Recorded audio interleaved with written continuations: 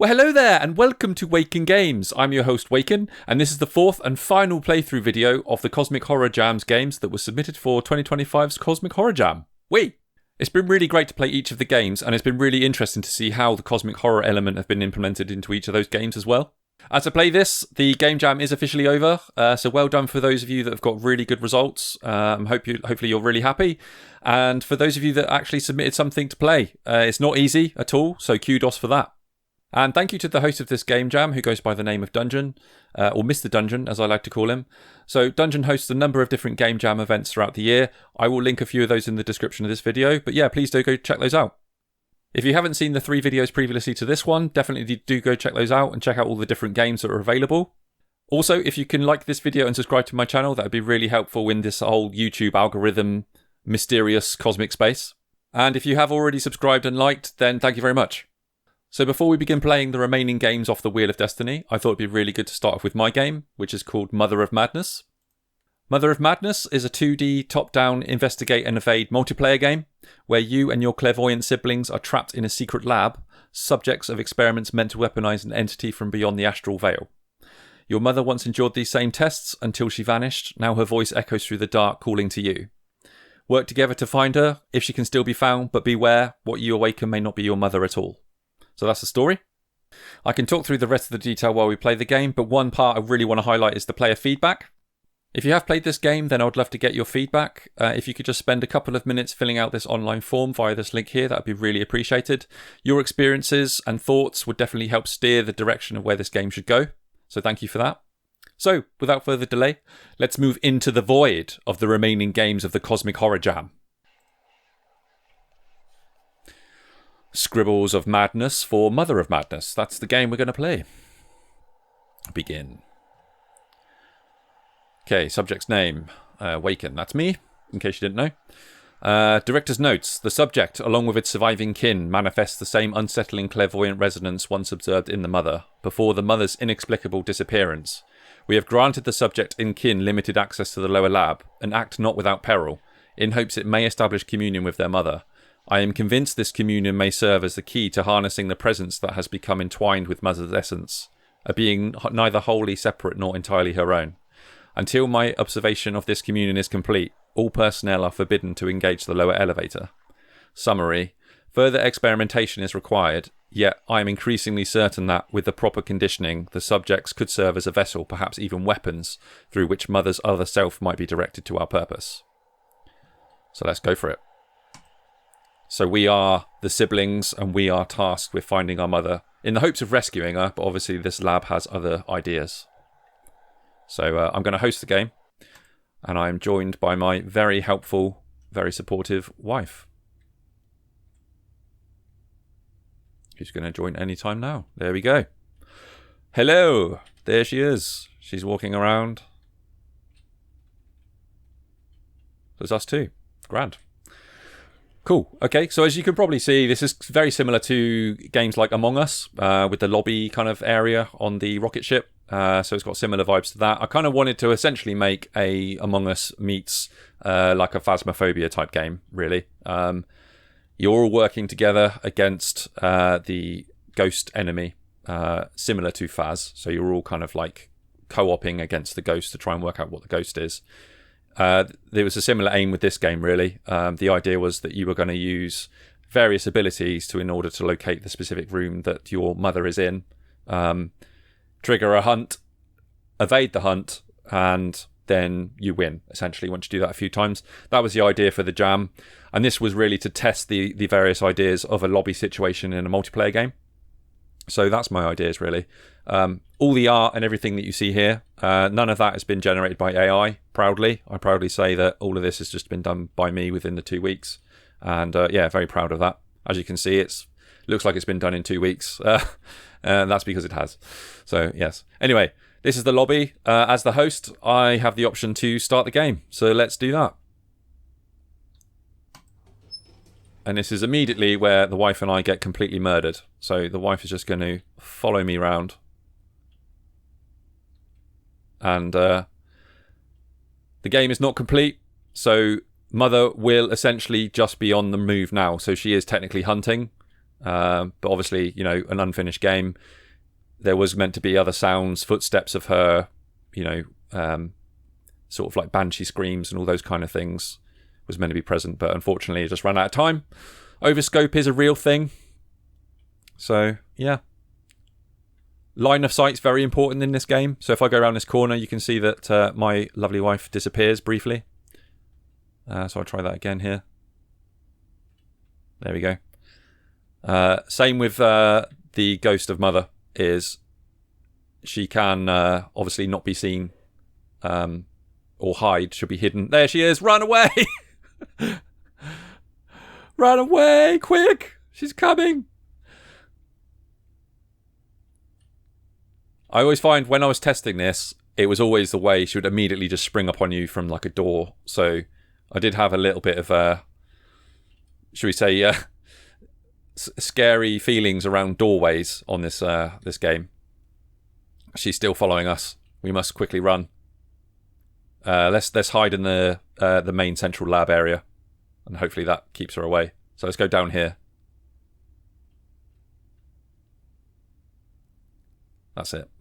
Hopefully that we've lost line of sight. So she'll stop following us when she loses proper line of sight, and then she'll search around for a bit randomly. But hopefully she doesn't appear again in here unless we're very unlucky.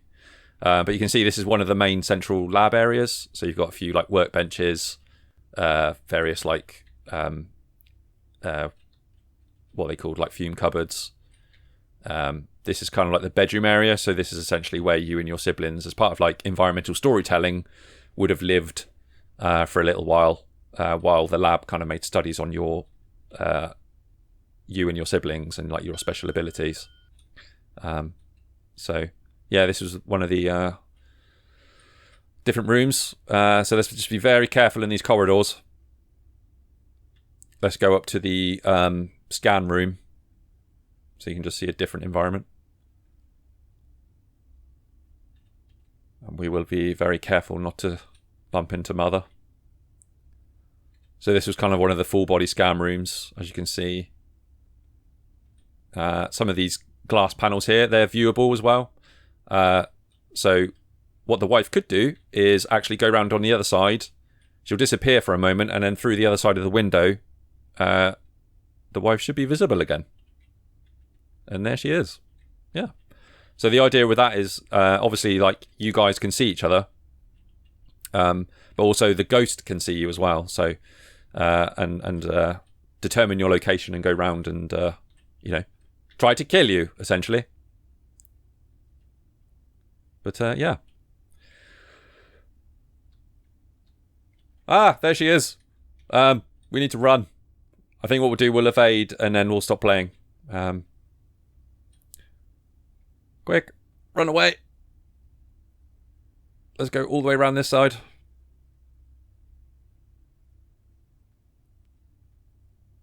Keep going, keep going. Let's go around this way. Ah. Let's go through. She's still following us. So these boxes obviously help with breaking line of sight if Mother is far away, which is really good. Yeah, so unfortunately it was a shame that I couldn't get this finished in time for the jam. Obviously I was going to add, oh my god, she's there. She's still following us. It's hard to speak while she's trying to kill us. But yeah, the idea obviously was that you were going to have some sort of investigation mechanic, but the time it took me to put these servers together to enable this sort of multiplayer aspect, connect to Unity gaming services, and all those kind of things. Oh no, Mother has murdered my wife. That's no, not good. Oh, I'm dead.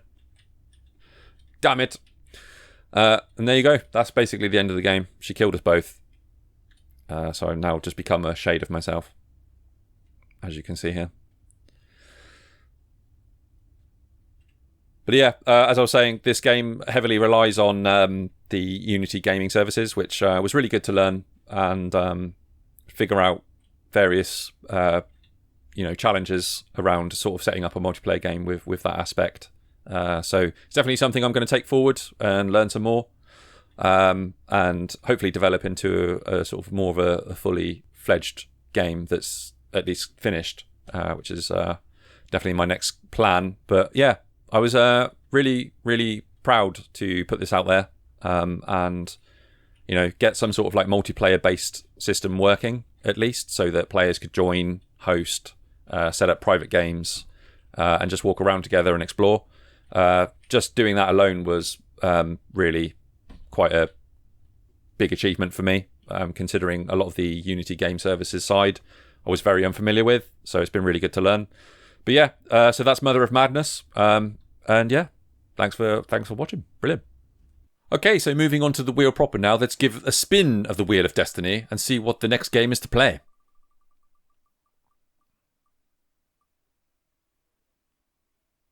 Ooh, ooh, ooh, ooh. The Hellblood Rising. Well done to the Hellblood Rising. Let's do it. Okay, this is the Hellblood Rising. There's not a lot of information on the page, but it does say this is a mission for the Cosmic Horror Jam 2025 made for a school project made by 3 people. Ah, congratulations. So let's run the game. It's a browser-based game. Oh, that's a cool screen. Interesting menu screen. The Hellblood Rising. So let's start our timer. And let's give it a try. The Hellblood Rising. Souls. Settings quit. Let's give it a Souls. Okay. Okay, so it looks like we've got save slots, I'm assuming. So create soul. Character details, first name. Okay, Waken. Surname, games.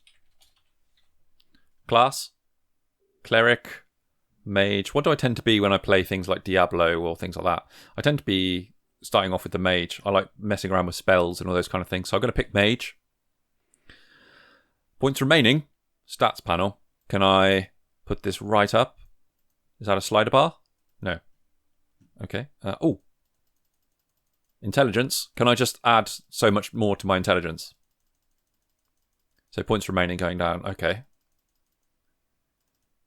So I noticed the create button at the bottom there is not activating yet. So I'm assuming I have to use all of my different points. Guild rank unregistered down the bottom there. What's this? What does that do? Is that like the level? I will be level 100 and... No. I'll be level 1. See what happens. Start off on level 1. So I'm assuming if we add all the points, as you can see, I'm super intelligent, but not very strong.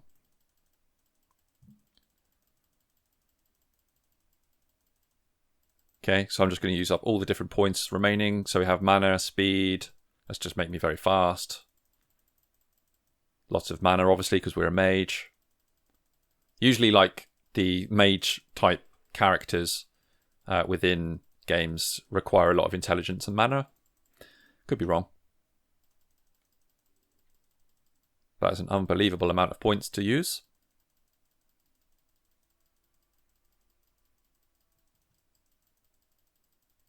Okay. So I'm very strong now.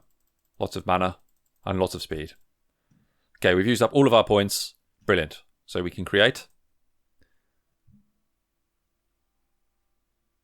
Playtest game unfinished. Oh. What? Oh, okay. I definitely did create a game. Interesting. Okay, I just restarted the game because I wasn't sure what happened there. I'm not sure if I broke it, but it's definitely a playtest button here, I think, that we can use. But I'm not sure if that saved any of the profiles and bits and pieces. So here we go. Okay, so you're born normal, like every normal kid. By the age of 5, your mum and dad hate you. When your 8th birthday came around, they decided to be nice and take you on a camping trip. They asked, would you like to go on camping with them? I said yes, of course. I would love to go camping. Your parents start packing every stuff for camping immediately without wasting any time. You arrive at the location. As soon as you step out the car, your parents is gone leave you in the cold and alone without any single word. So alone is highlighted. You are lost both in your mind and in reality. You don't know where to go and start to question, what did you do to deserve this? You walk through the forest hoping to find a way out. You hear a noise from a bush nearby. It sounds like a wild animal with less hope to survive. Take a look inside the bush. I will indeed. You take a look inside the bush, finding a white rabbit falling into a rabbit trap and less hope to survive from this situation. The rabbit looked into your eyes with its red eyes. It did not ask to help, nor did not ask for mercy. It was never asked to be born. Help the rabbit, ignore the rabbit. It's kind of like a dark twist on Alice in Wonderland, which, when I really think about it, could possibly be Lovecraftian, to be honest. Because it did drive me insane, that film and story. It is insane. There's lots of insane imagery in that film and story. I will help the rabbit for sure. You help the rabbit out from the trap, the rabbit hopping off not too far away as soon as it noticed it's free. The rabbit is stand with its 2 legs, and you, dead into the eyes, it's saying, "Thank you for your mercy, you deserve better than this, my lord," and hopping off away into the bush. As soon as you stand up, a hunter saw you. He immediately, you let the rabbit free. You let it free. Now I'm gonna get you instead now. I could try and be diplomatic and talk to the hunter, or I could run away. I will run away. You can't run from me for long, little demonic kid. You stop. There is a waterfall in front of you, and the hunter is yelling from far in the back. I told you you can't run from me for long. Your time had come. You don't have much choice. Do now.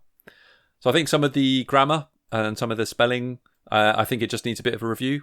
And obviously, as I said with lots of other the text-based games in previous videos, I think it'd be really good to have some graphical elements that explore more of these ideas in terms of its imagery. But yeah, other than that, interesting story. Definitely reminds me of aspects like Alice in Wonderland and that kind of thing.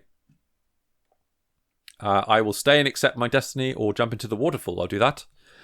You jump into the waterfall hoping, not hopping this time. You jump into the waterfall hoping it will do anything. You closed your eyes. Everything is black. You open your eyes. Everything here is so unusual. It looks like hell. Am I in hell right now? You heard something or someone talking to you. We meet again, my lord. It's the weird talking rabbit you helped before.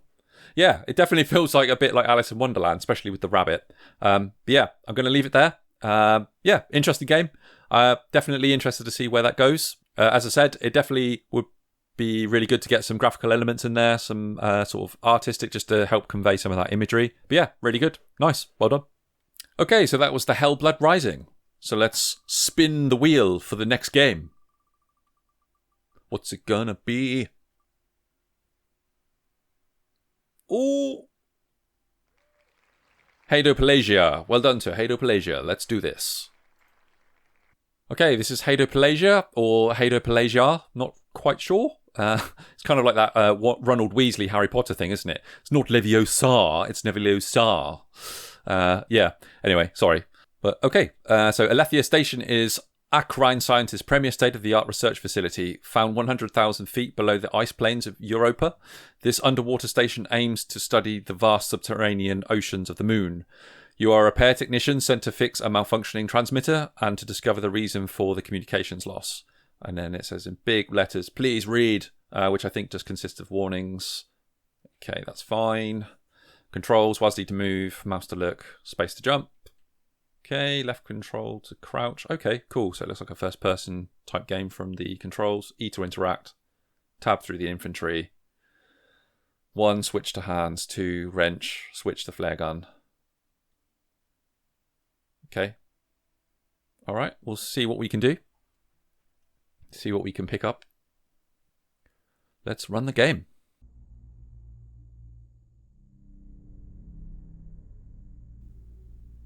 Cool. This looks really, really cool.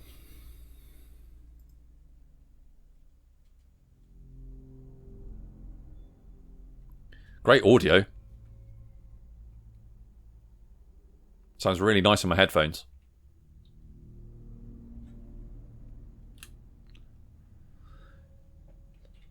Hadopelagia, Hadopelagia. Investigate and engineer the moon base. We must investigate the moon base. Yes. Okay. Space to jump. Alright, okay. E is interact. Use the door. Really nice 3D art assets.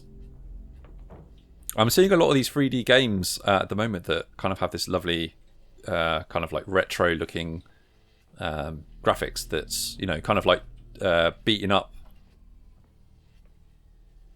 type graphics, if that makes sense. I'm talking nonsense. It's kind of like this sort of really grainy, rundown retro kind of feel. I really like it. Seems to be very on trend at the moment. Okay, so that's locked. Command clearance required. Okay. Nice immersion. I generally feel like I'm on some sort of like decrepit moon base. Access denied. So maybe we have to restore power or something. Storage. Can we interact with these lockers? No. Find a depth suit. Okay.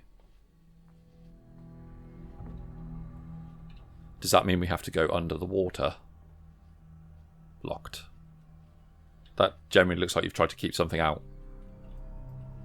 So, do I have to like move this stuff out the way?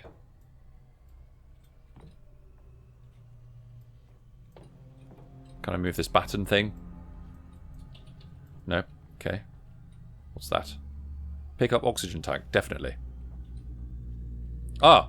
Oh no, are we on like short supply of oxygen for the whole thing? Okay. Oh dear. Time is definitely of the essence. What's that? Pick up audio log. Definitely do that. Okay. How do we go through our inventory? Tab.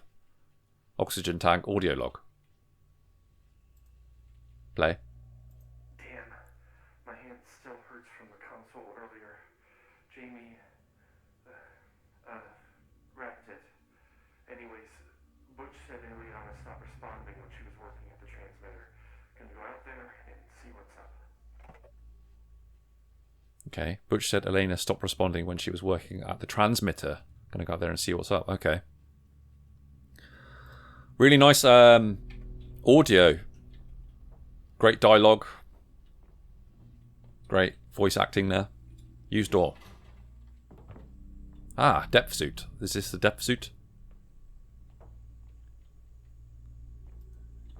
Hello? I can't seem to... Ah.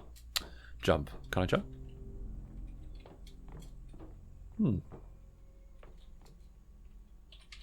Okay, so I can't interact with that, but I can see another audio log from the looks of it. Again, we can't seem to pick that up. Oh, what's that? Pick up that audio log instead. And another oxygen tank. Depth suit needed, yeah, okay. So it looks like this is definitely it, but... Please give me your depth suit. Please give me your depth suit.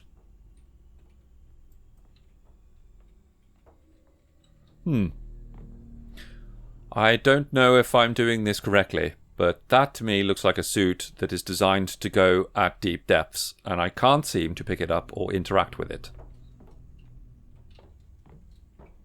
I don't know if I'm being an idiot or if something is very obvious, but I'm not quite understanding how to interact or pick up depth suit.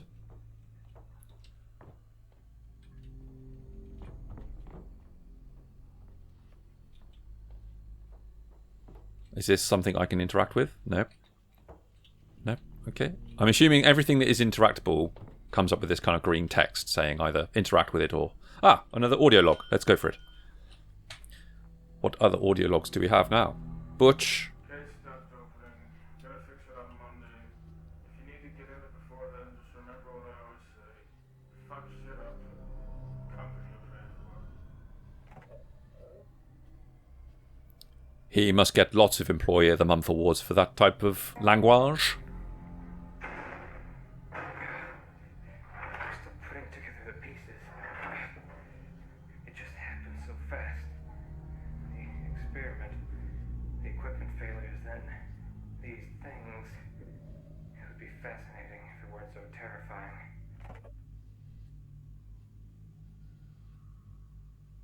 terrifying.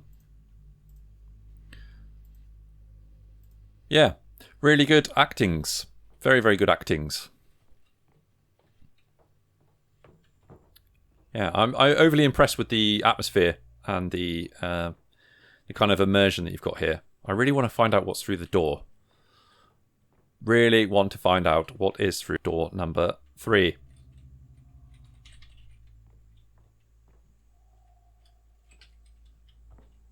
Can't seem to interact with the suit. Am I missing something? What's that? Okay, that's just a number on a box. Anything else that I'm missing?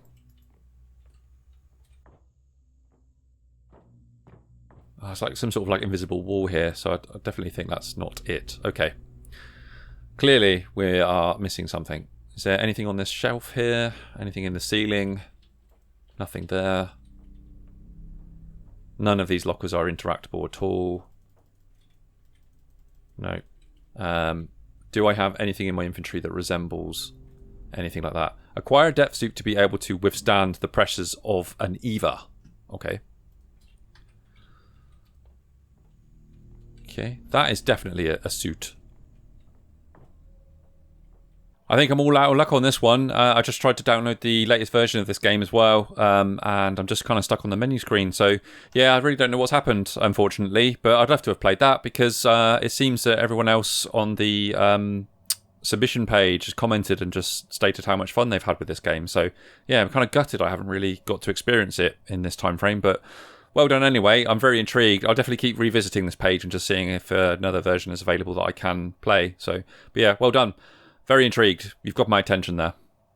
Okay, let's see what's next on the Wheel of Destiny to play.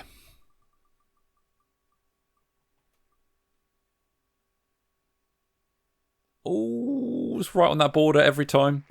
It's Cthulhu's Beach Slam. That sounds pretty cool. Cthulhu's Beach Slam. Let's do this. Okay, this is Cthulhu's Beach Slam. Cthulhu has declared the Relia Summer Beach Slam is open. Defeat the other team in beach volleyball by forcing them to sacrifice all of their players. Sacrifice your own players for a temporary blessing from the old ones to help you play better. How to play? Movement is WASD. Action, spacebar, which is the serve and hit ball. Jump is control. And sacrifice is shift. Okay, interesting. We might have to try a bit with the sacrifice. But yeah, let's give it a go. Looks really interesting. It looks like a fun kind of spin volleyball kind of take on the horror that is Cthulhu. Okay, I like it.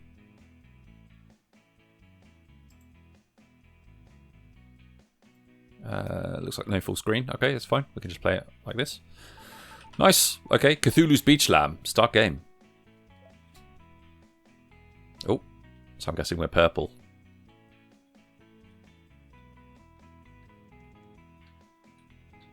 Okay, yeah, nice. Okay, so it looks like we have to serve from the back line. Alright, spacebar. Okay, so we are the purple team, and it looks like we are fighting against the green team. And we win, yes. Oh, wow. Oh, that's cool. You got like the X's where the ball is going to land. Oh, my teammate's not very helpful, though. Go on, teammate. What? What are you doing? Ah. Okay, so it's 3-2 to the Greens. We can do this. Ah, damn it.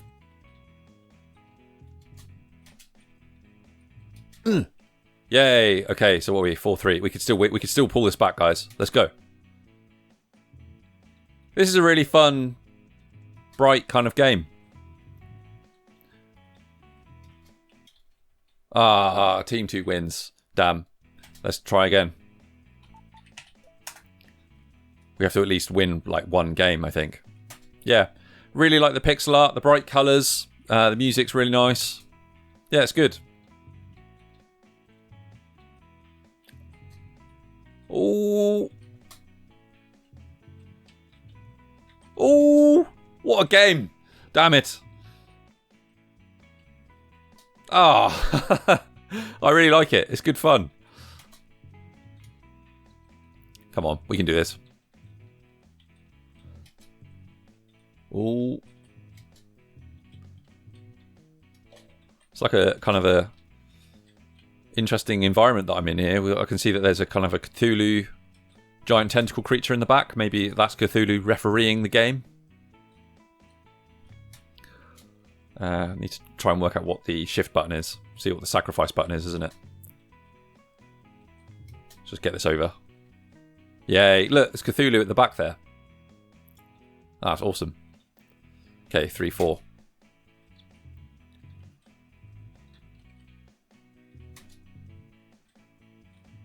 Yeah, really good game. Really kind of clean, simple, but yet effective. I like it.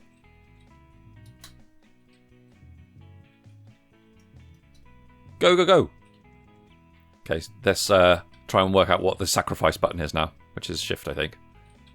Ah. Damn it. Okay. I didn't quite get a chance to press the sacrifice button. Oh, what did that do?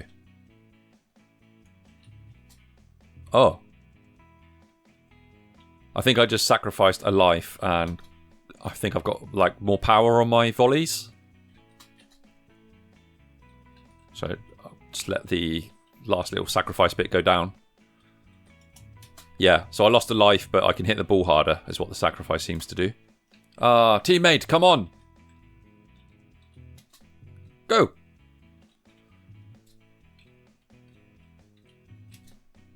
Okay. You're not going to be able to win this, guys. I am in the lead. Ah, what? Damn, spoke too soon. We have to at least win one game. To victory. Let's do this.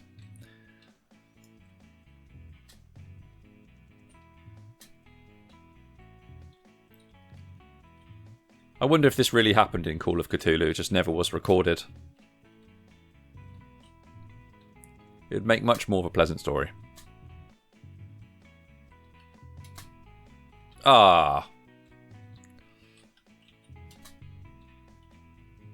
Although it might take away from that kind of obvious cosmic horror kind of side. But, you know, sometimes it's nice to play a bit of volleyball while being terrified by a massive tentacle monster.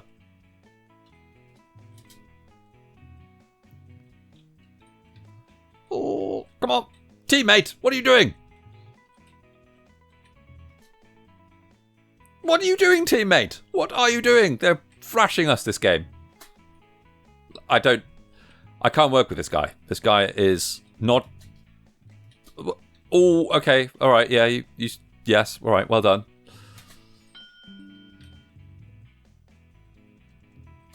Teammate, yes. Wait, what?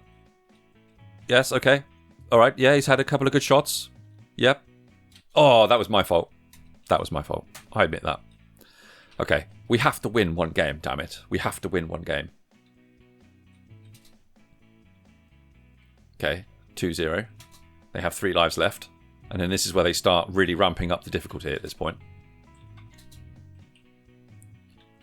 Okay. Yep. Okay. Okay. Yep. Oh, I hit the ball. I hit the ball. What are you doing, teammate? It seems that after, like, they're down to 3 lives, they start playing really well, and my teammate starts playing like an idiot. Okay. Alright, we're 3-2. We're still up. We're still up on the scores. Although each of us have 2 lives left. Oh, that was my fault. Okay, we got 1 life left. Come on. No! The teammate! The teammate! Yeah. This is a really cool game. Quite addictive, actually. I have to win. I want to win. No, teammate! Where are you hitting the ball? Where am I hitting the ball, to be fair? Yeah, what? That way. Okay.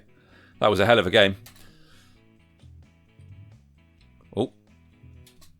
Ah, where was that to?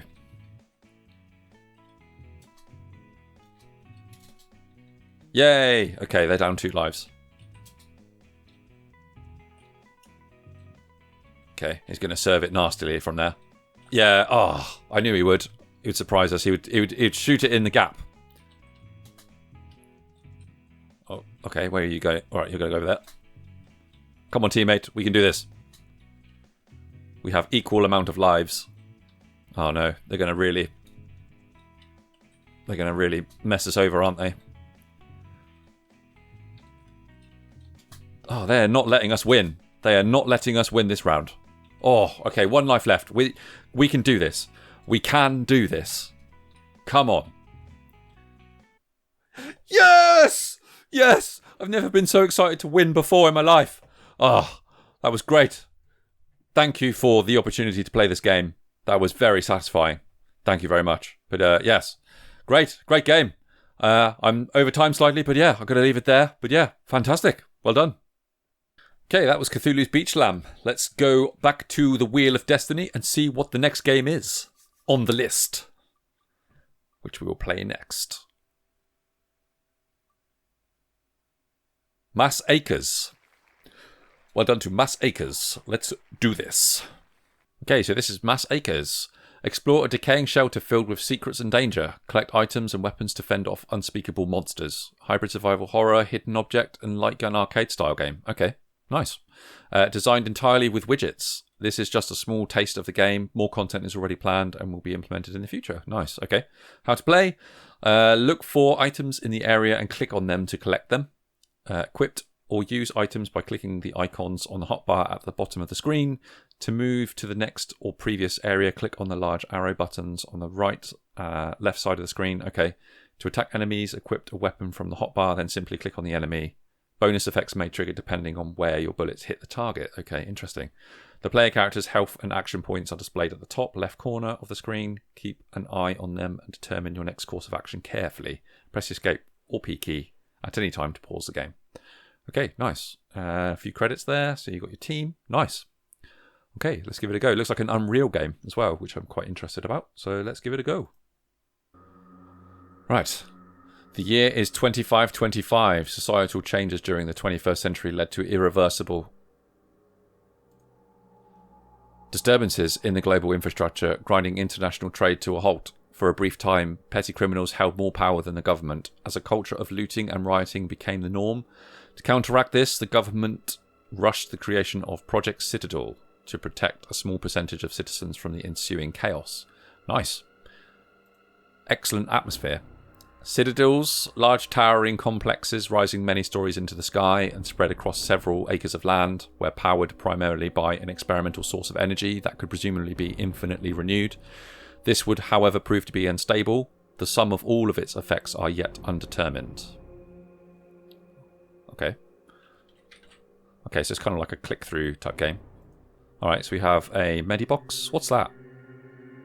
Can't see what that is. It looks like a pack of matches or something. Okay, not sure what that is.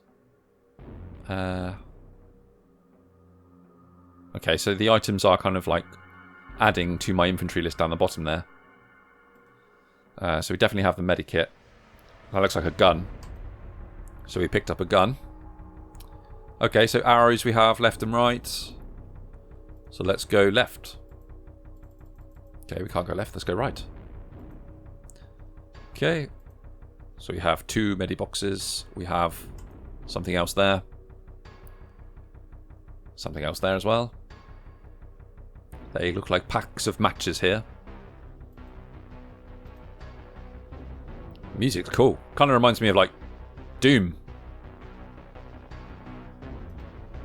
Oh wow, okay. They look very friendly. Headshot. Raw. Headshot. Headshot. Just keep shooting them. Okay. I see. So every time they make the move, I lose health on the top of my screen. Okay. So we have 34 rounds left. Let's pick up this thing over here. Don't need to use any health yet. Okay. We've got more of these very friendly looking people. Definitely reminds me of myself if I've not had enough sleep.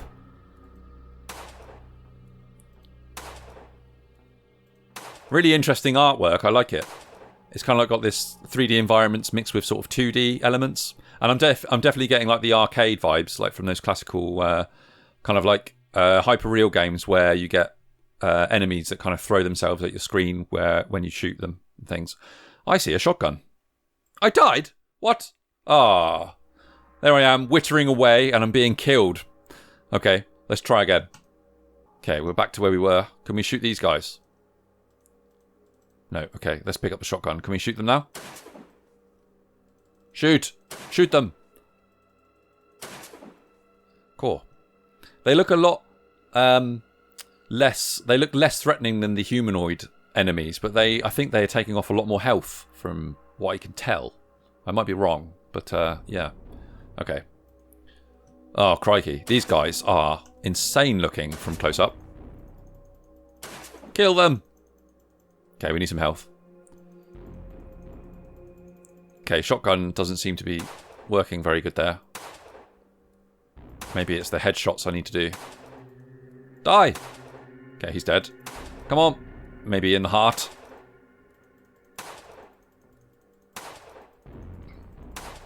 Okay. One guy left. Not sure what these do. Oh, ammo. That's ammo. Right, okay. Okay, those small box things are different, like cartridges of ammo. Okay. Okay, got some health again. Pick up that health there. Shoot. Go on, shoot them. Let's try with a shotgun. Nice. Excellent. Okay, so we've got 45 rounds.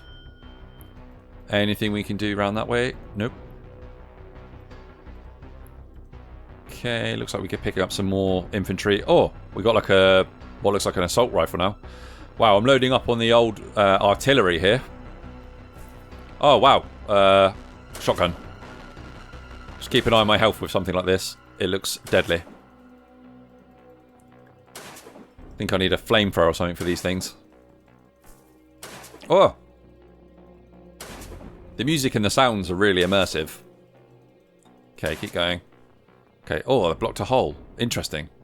Right, let's do some health. Can we go through the hole? No. Okay, let's get ammo. Yeah, I'm really enjoying this. Let's pick up the Magnum, see what the Magnum does. Boom. No, Magnum doesn't do as much damage. Okay, we've got 3 health kits left.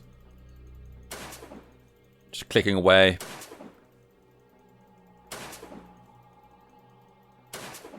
Yeah, I like it. Ooh, that was a close call. Okay, we've got some more of the Magnum ammo.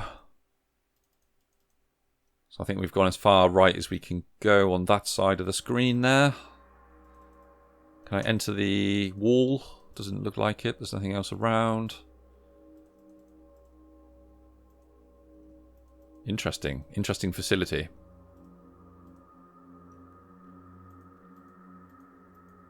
Okay, there's nothing else clickable that way.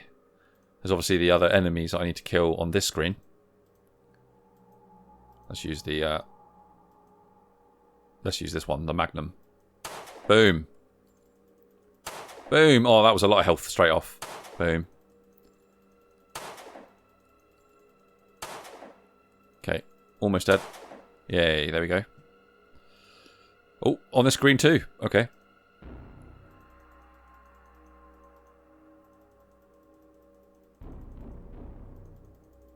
Come on. Die.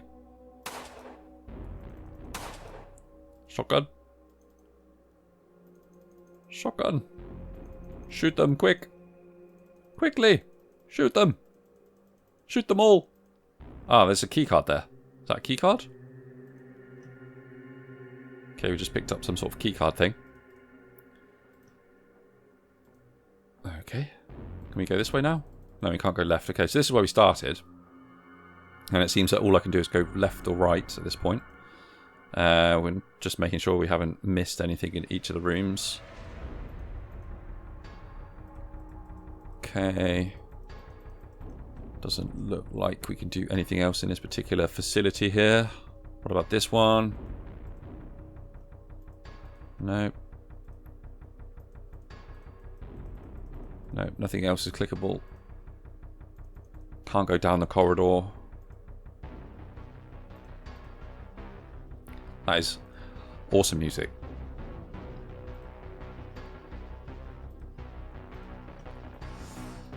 No, I think that's it.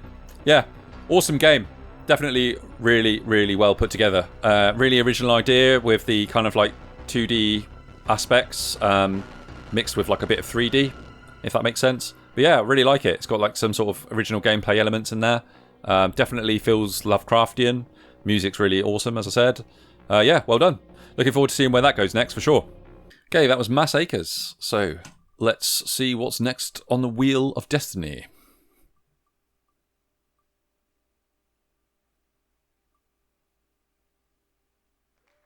Okay, it's the hill climb. Well done to the hill climb. Okay, this is the hill climb. It's got a really interesting colour scheme. But yeah, here we go. So, the town, the field, the mountain, a story of familial love in a cruel and unforgiving world. What would you be willing to do to protect your loved ones? What to expect? It's an interactive story. It's original music, original story, original art. Spooky factor. Nice. Thumbnails look really cool. I love this kind of like colour scheme you've gone with. It's simple yet effective. You've kind of gone with these accented orange colours with lots of blacks and darks. Nice. I like it. Okay, the hill climb. Let's do this.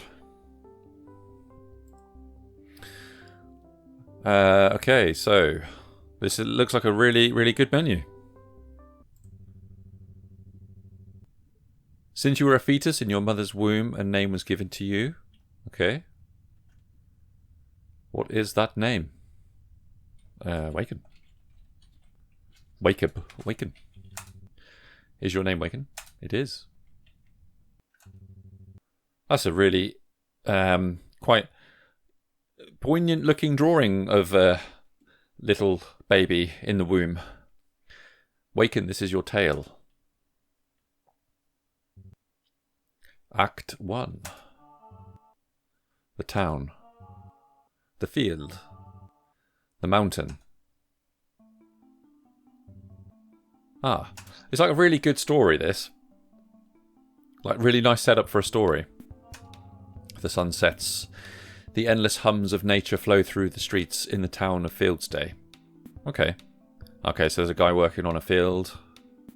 Is that the town as well in the background? And the mountain? Cool. Nice. Love the colour scheme. A bird's eye. Go into town? Yeah. Let's go into town. Sound effects are really cool. Like, immediately I'm taking into the town just from the sound effects and just the imagery that you see. There's an interesting guy that looks like a goat. He's got like a goat face on the left there. The sound of busy people, the animal screeching, and the stench of manure fills the air. It's just another day in Fieldsday. I hope today is peaceful. People are always looking at me like I'm a weirdo. Oh no. Minding your own business, you encounter an unsightly situation. What do? I intervene. Hey you, stop that. Huh? Wait a minute. Aren't you that dumb kid from the Solomon farm? Don't you know the town rules? If you are ever found taking from the field without permission, you become a slave to the town. And then we put you to work. So what is it, kiddo? You got something to say about it? Let's punch him. He sounds like quite a mean guy. I'm tired of your face. How about we do this the old-fashioned way? Oh yeah? Let's fight then. That's what you get. You know what? It's okay. I can deal with you any other day. It's not like I need that dumb slave. You better watch yourself. I know where you live. Well, that didn't go as bad as I thought it would. No, it really didn't. I thought we'd be slapped for that. But yeah, that was surprisingly easy. Thank you so much for helping me. I really hope you don't get into too much trouble. It's not the problem, ma'am. You are safe for now. Please avoid this part of town. My mama and papa told me to be careful with creeps. We'll definitely keep that in mind. By the way, who are you? Oh, I'm just one of those daughters of the Sibity family. We are near the field. That is why it is so tempting to want to try some of the corn of the field. Isn't it weird how it is illegal when it could feed the whole town? I also wish there was more food. Some days can be tough for the family and the stomach. Tell me about it. Okay, so there's like kind of a starvation food crisis going on. Thank you again for saving me. I'm in your debt. Don't worry about it. See you around. Cool. Okay. So go to the field, investigate the town. Kind of want to see more what's going on in the town. Oh, there's a guy in a cage there. Let's go and talk to the guy in the cage. Possibly. You take a closer peek at one of the cages. There is a man trapped inside calling out for help. But as soon as you get close, the man, he begins to proclaim. Oh, Blue Man. Have you ever heard about the tale of the stars in the field? A man was standing admiring the sky, when suddenly a star fell from the sky. The star sank so deep into the ground it opened up a portal to something ancient. Ooh. Pestilence, sickness, and all kinds of things were released into the world. But from the same hole came out also the different lords. Some more benevolent and others vile and evil. Among them the most righteous was the Shade. He desired to unite all under his banner and bring everlasting peace. How could that even be possible? Look at me. I might be in the momentary prison, but soon the Shade will be with me. I can feel it. The Shade never falters and always seizes the time. What is all this you are saying, mister? The fields will soon be overrun by the Shade. The Shade covers all. The Shade is and always will be the true king. That's very Lovecraftian. Don't believe what the people in this town tell you. Beware of the lies. The Shade will always rule. What nonsense are you saying, old man? You are all going down. You walk away concerned for the old man. Oh dear. He looked quite threatening. What's this way? The dark alley is still under construction. Come back soon when more spooky stuff will be available here. Oh, okay. That's quite cool. So, game's still in development. It's really well done. Oh, that's a great angle of the tower. That's cool. Oh, I'm getting kind of like Majora's Mask vibes from the bottom of the tower looking up. The wind feels chilly. An opposing tower is in front of you. Do you enter or run away? Run away! Nah, we'll enter the tower. See what's going on.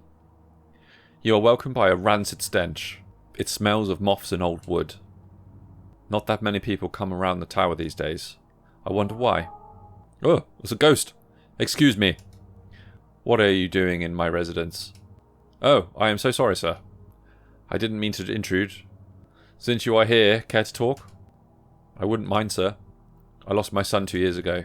They said it was for the good of the town. They said it was an honour. What a bunch of corn trash. Now I will never see him again. They lied to me. Who lied to you? The leaders of this town. They are a bunch of liars. Mark my words, the time is coming, Waken, for this town to pay for its sins. Wait, how did you know my... The Shade knows things no one else knows. Okay, so he's part of the Shade as well. This is how I found out the truth about this town. We have been lied about our history. If we leave things as they are, we will be cursed to live as cattle for the rest of our lives. Wait, what do you mean as cattle? Waken, listen to me. The best thing you can do is to give yourself up to the Shade. He will take care of us and bring a new beginning. So it's like very cult-based, this game. It's very intriguing. Do you believe my words? Accept. I'm more interested in saying accept. Welcome, brother. Praise be the Shade. You are now one of us, and the Shade will forever adopt you as one of his children. Praise be the Shade. Praise be the Shade. Brother, I will now take my leave. Thank you for opening my eyes. Of course, my brother. Go and be covered by the Shade. I was converted very easily there. You walk out of the tower trying to make sense of everything that happened. Okay. That's cool. I think we should go back to the field. Go to the field. Due to time constraints, there are no spooky stuff here. Okay. There will be some in the near future. Ah. I like the sort of like the development statements there. That's quite nice to see. Okay, so go home. Ah, is this my house? Looks quite quaint. There is no place like home. I enjoy spending my days here surrounded by my favourite people. Sadly, due to scoping, this path is blocking and you can't go any further. There should be more spooky stuff filling this area in the future. Ah, cool. Nice. Yeah, I enjoyed that. That's good. Yeah, I'll be very intrigued to see where that goes.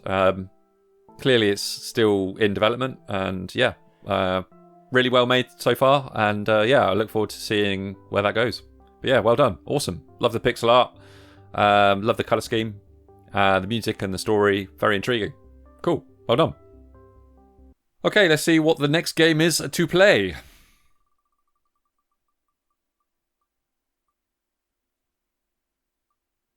It's God's Crown.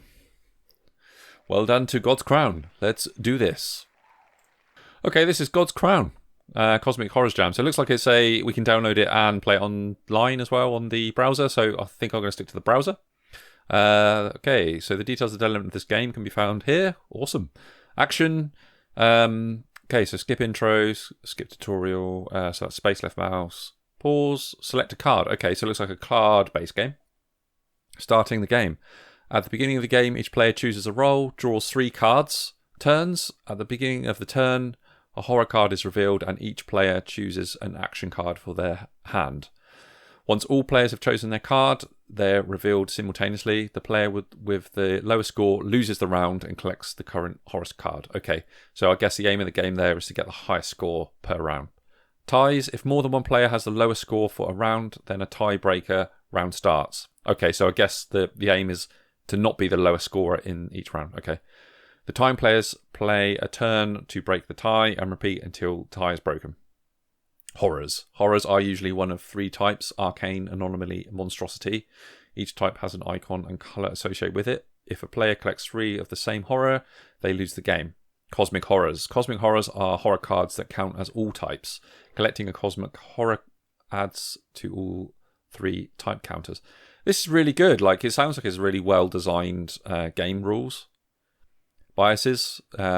Some roles have biases, which means when facing certain horrors, their action cards can be worth more or less depending on the bias, indicated by the arrows in their character box. Action deck. Each role has their own unique action deck, which is 7 action cards with varying point values and effects. Certain effects are only active during specific points of gameplay. It's important to use them at the right time. Okay, interesting. That's a lot of information. I think probably just do best by playing, learning by playing, I guess, and seeing what happens. But yeah, it looks like we can start playing it in the browser.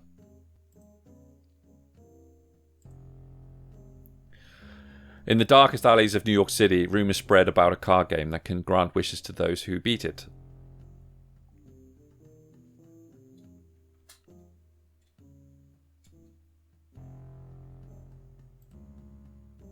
Okay.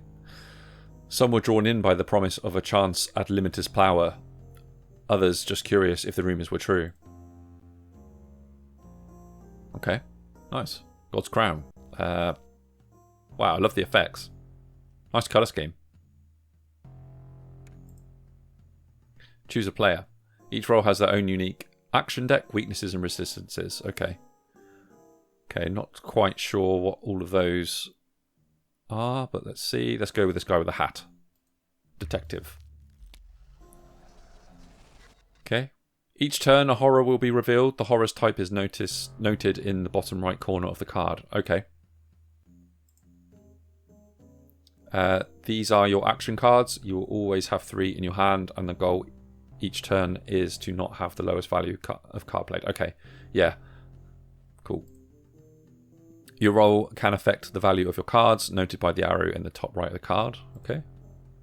Some cards have effects shown through the icon in the bottom left of the card. Hovering over it shows you what that effect does. Okay. Choose an action. Okay, quick draw, construct an alibi, analyze the evidence. So we've got Eternal Twilight is the horror.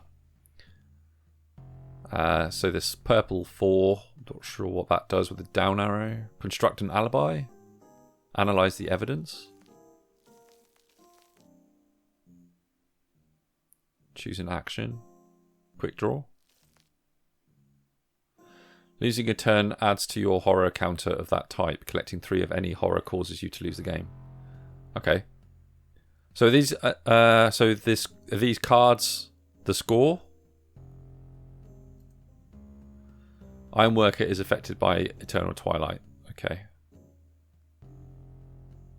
Okay. Oh, I see.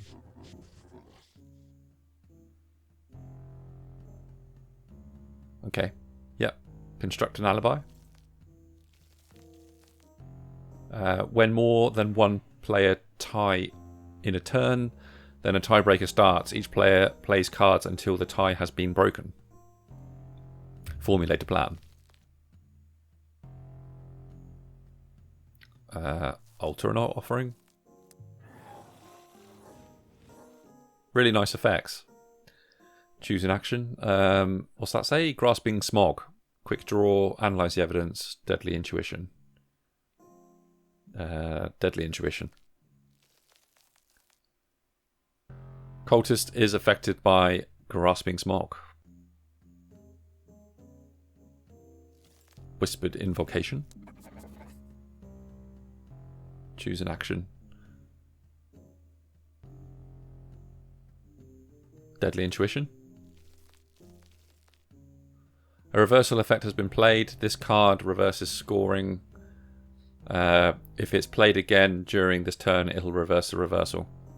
Yeah, I'm really sorry. Like, I think, for me, with the limited time I've got to play it, I think it's it's a lot for me to take in. I think in the sort of short amount of time I have to play it. So I'll definitely be playing this more off camera, I think. Okay, so I've now gained a score on this one. Oh, resistance vs monstrosity. Okay. Quick draw, analyze the evidence, witness testimony. Let's do down 4. Detective is affected by the spatial spirits. Okay. Summon the void. Choose the action. Analyze the evidence. Sigil of binding. Pump some iron. I'm going to pump some iron. Oh, I can't. Sigil of binding? Nope. Grab some coffee. Scientist is affected by the birds. Okay. Field test. Slice of life. Wow, that's cool. Witness testimony. Grab some coffee. Construct an alibi. Cultist is affected by the slice of life. Ritual of broken veil. Slice of life. Choose an action. Witness testimony. Reckless bluff. I'm kind of just making this up now. I'm still trying to work out how to play it.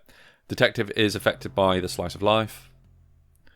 Formulate a plan. Grasping smog. Analyze the evidence. Yep, analyze the evidence. No? Okay. Grab some coffee. Oh. Scientist is affected by grasping smog. Blood oath pledge. Okay. Does that mean that one person was knocked out of that round? Okay. Impossible equation. Grab some coffee. Construct an alibi. Cultist is affected by impossible equation. Look at the cultist. Oh, something's happening with the music. Impossible equation. I'm going to grab some coffee. Cultist is affected by impossible equation. The sigil of the binding. The truth.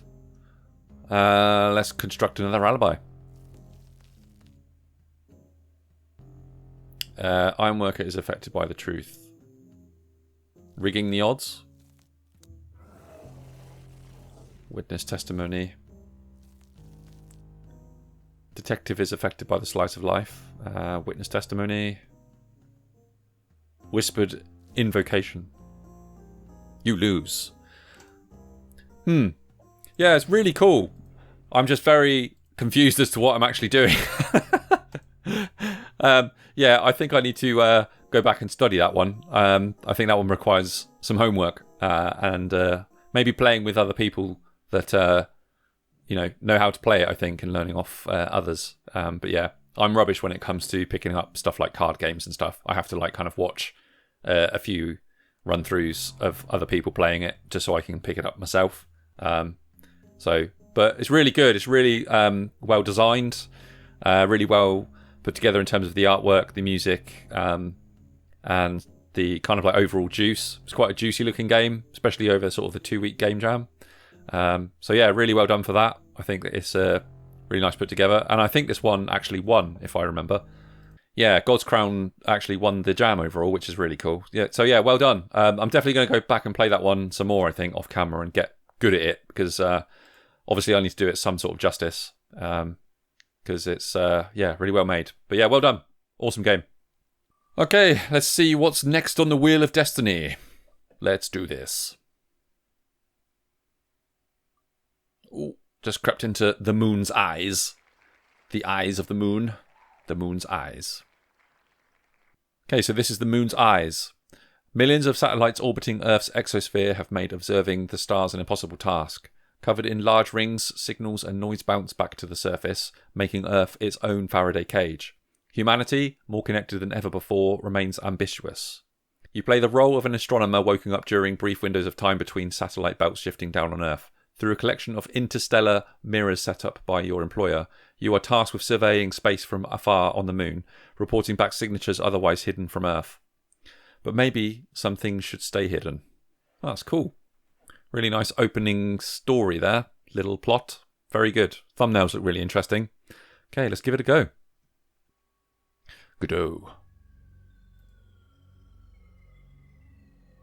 Oh, cool. Is it like an advert? Cosmos! Oh, it is.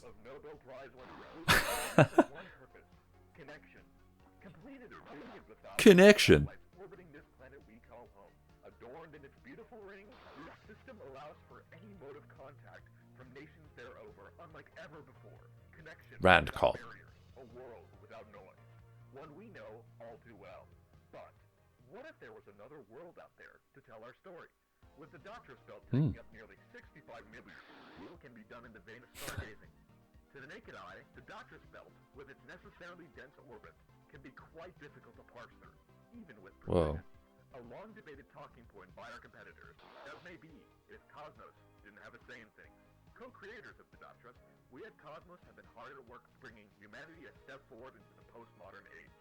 What have we been working on, you may be wondering? Well, these carefully placed celestial reflectors act as relays that allow what would normally be dead signals to be intercepted by our intrepid astrologists, sending images from a world beyond our own. This brief window between belts allows us to do more than ever before, and with more folk on the way, let's just say we're excited for what the future holds.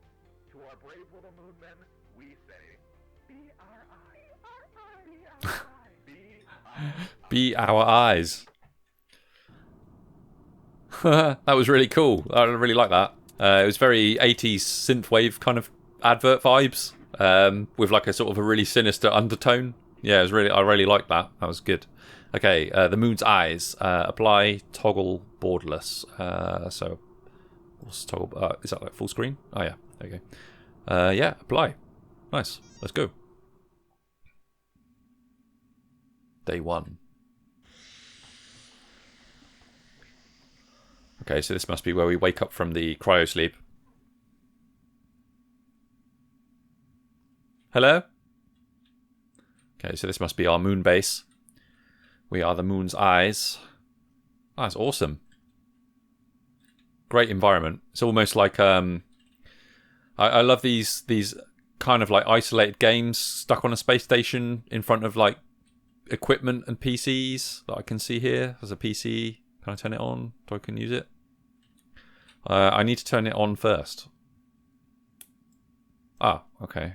What? All right. Yeah.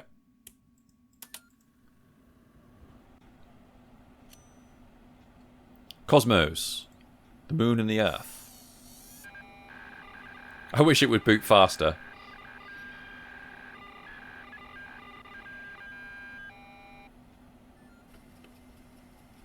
No email selected.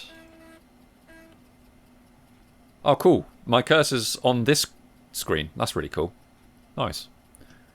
Rise and shine. Yeah, okay. Good morning, Cosmos employee. You've been awoken from stasis to complete your contracted designated tasks. Using your trusty sat-nav, align satellite 23 to the coordinates attached to this email, so our reflectors can intercept the signal. You should already hear it beeping upstairs.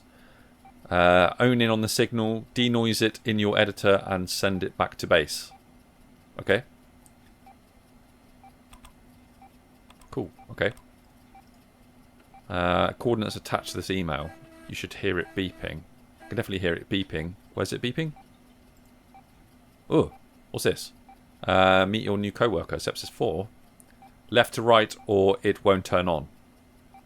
Oh, okay. Okay, so I've done that part, I think. Yeah, beeping upstairs. Okay. Can hear something beeping. Is that a ladder? Oh, yeah. Okay. Oh, I think I see some stuff we can interact with, potentially. Is this where the beeping's coming from? Oh, look, it's the moon. So that must be satellite 23, was it? And that's the Earth. Oh, I see. Like, Earth is wrapped up in lots of different network belts from the looks of it. It's almost like a Dyson sphere, in a way. That's cool. Okay, so do we... So... Oh, the satellite's turning. Nice. Okay, do we... Is there something to do with the beeps or the flashing light? Oh, that went green then. Okay, so I'm assuming green is good. Oh, the rate of the beep's getting quicker. Oh. Green. Oh, what's going to happen? What's... Whoa! Whoa! Oh, lights coming on. What? What to do? Ah! It's quite scary, really. Again, I feel like I'm isolated on the moon here, inside a moon base. I feel quite vulnerable being locked in this tiny box. What is out there? I don't know. Okay. So denoise it. So is that downstairs now? What do we... Ah, okay. So do we have to align all of the...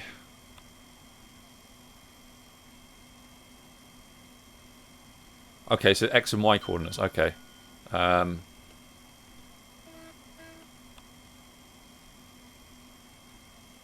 Okay. Oh, okay. So the X is...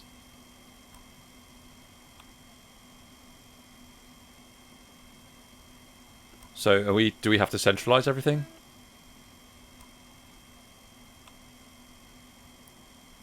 Like that? Is that right? Submit photo?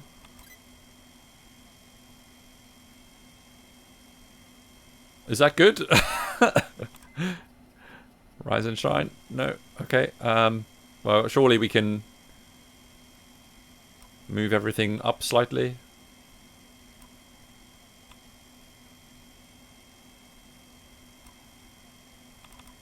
Okay, well the photo's been submitted, so I don't know if that's good.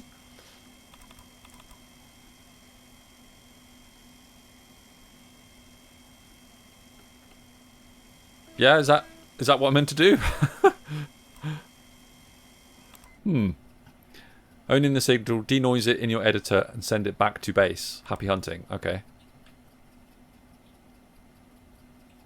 Yeah, I feel like I did that. Is that denoised it though? Can't quite work out what that means. Okay, so we have purple.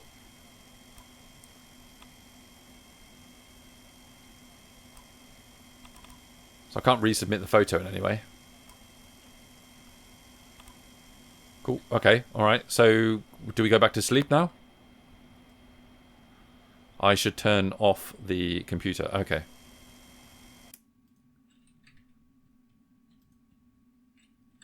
I should reset all the switches just to be safe. Okay.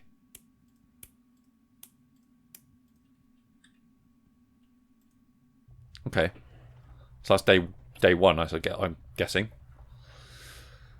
This is really cool. I'm really enjoying this. Some stuff confused me slightly, but again, I'm trying to, I think, just rush through it in the short time I've got to play it. But I am definitely enjoying it. It's a good game. Okay, so I'm guessing we get a new signal to play with now.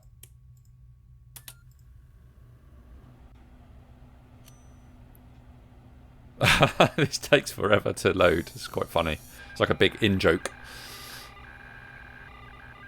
Does this lamp... Can I interact with it? Oh, nice. I'm really enjoying this. Definitely quite immersive. Onwards, okay.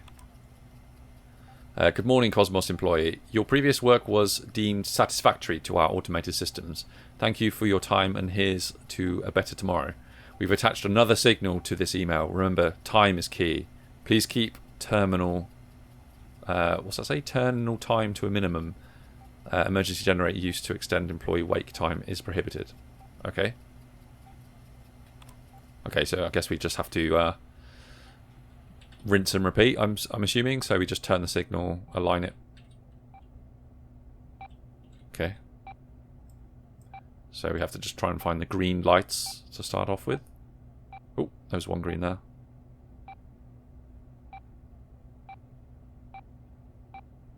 Green, there's the green. Oh, that looks like a green to me.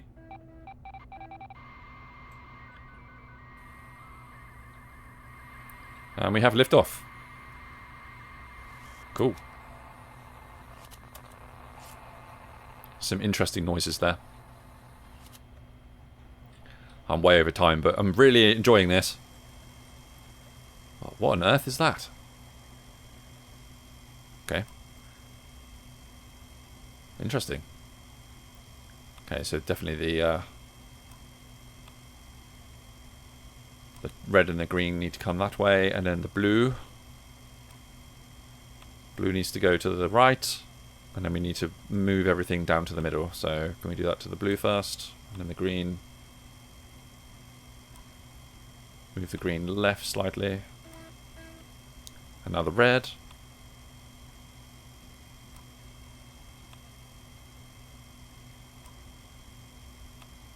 Oh.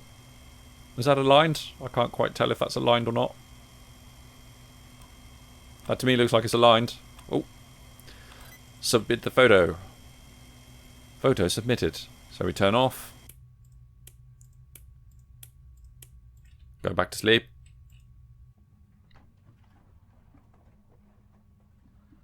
Nice. This is really, really cool. Day 3.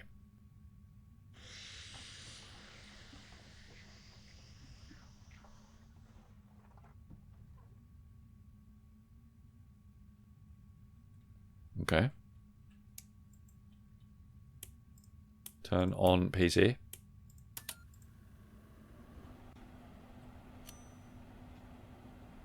Cosmos. I think in the interest of time, I'll do one last signal. What's going to happen? Hey. Hey, could you take a look at that last signal again for me? I hate to wake you, but the readings we got from your last transmissions were odd. Coordinates are attached to the email. Same as the last one. Thanks, Barry. Okay, Barry. Did I mess up? Oh, the Earth is black.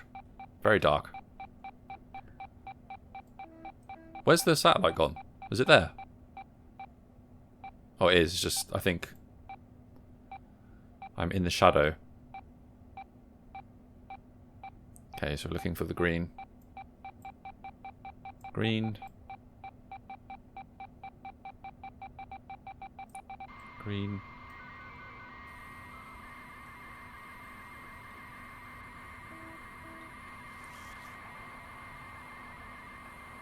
It's quite unnerving noises and things happening. Very, very immersive. Whoa. What is this?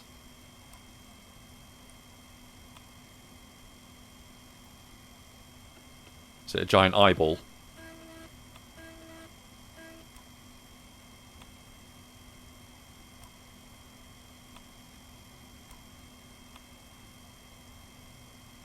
Looks like a giant eye.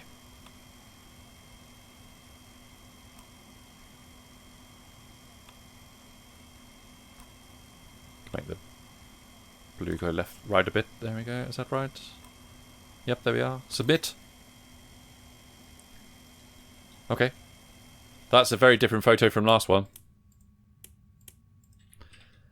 Let's sleep it off.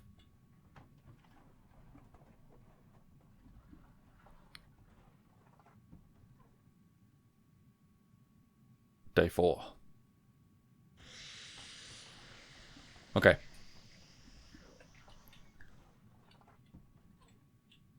Waking up. Is anything drastically changed?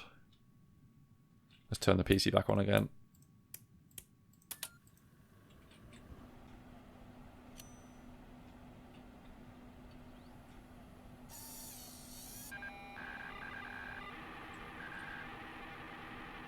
Oh, interfacing failure. Oh, what happened there?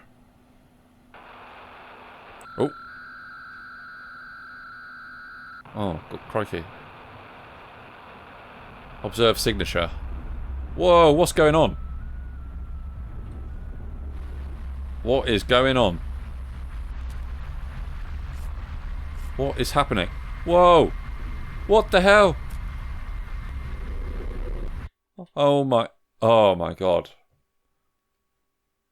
What the hell happened there? It was like a black hole that opened up in the middle of the earth. Wow.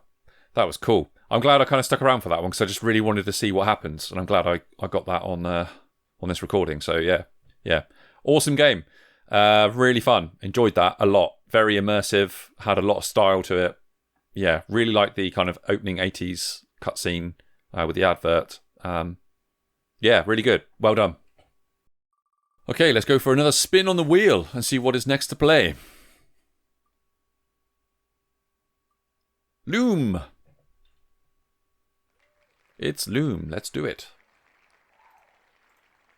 Okay, Loom. Survive 6 days. Controls WASD, space, and control. Grab item is E. Pickup is R. Flashlight is F. Infantry, mouse scroll. Hit and throw is Alt. Hit and throw, left mouse button. Use is right mouse button. Okay. Okay, so this is Loom. Oh, we have a letter. Let's see what it says. Can we pick it up? E to interact. R. No. Can I search through my inventory? No? Okay, well we just picked up a note, but I don't know how we can access it, but we'll walk around. See what else we can find. Slightly unnerving area in the middle of the field. Not really sure where to go and what to do.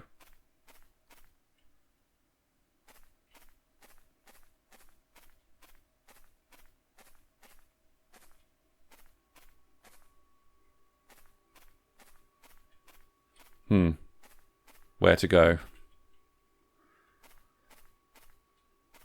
Kind of getting like Elder Scrolls vibes, which is quite nice. There's no way we can actually pick up the letter and have a read, is there? No reading. Oh, I can see there's no inventory to scroll through. I think we could sprint, can't we? Yeah, we can sprint, which is cool.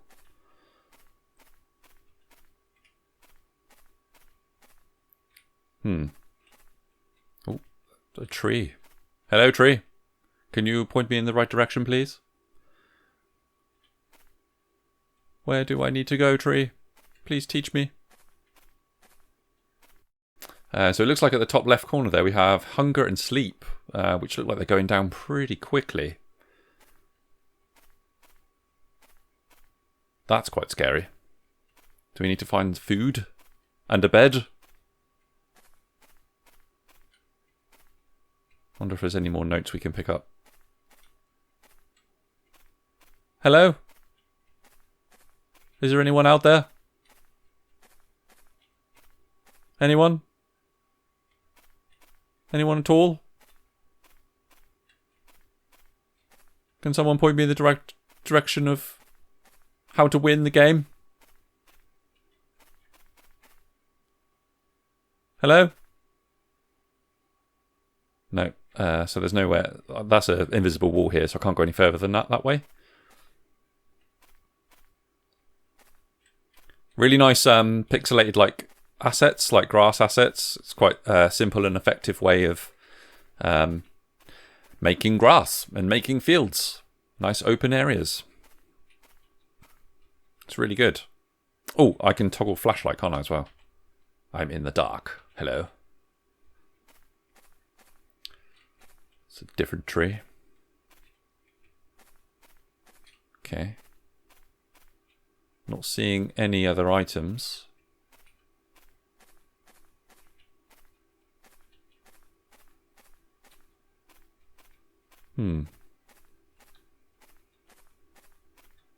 Hello? Are you there?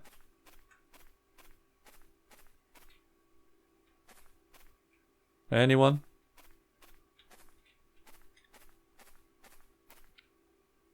How did I get here? Where am I going? Who am I? What's the meaning of it?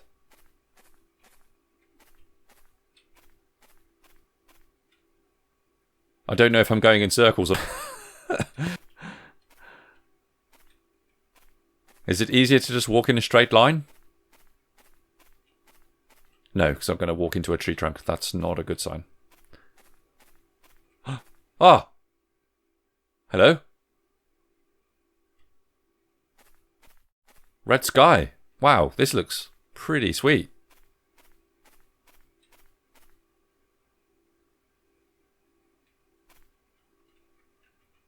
Sorry, I've got my CPU really caning.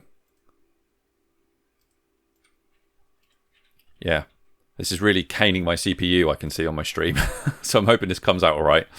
I'll just keep checking it. Okay, wow. So our hunger is all right, but we need some sleep. Wow.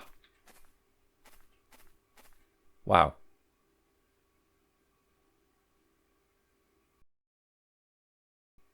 I was so like isolated, terrified in the dark, but with the sunrise, it's super effective.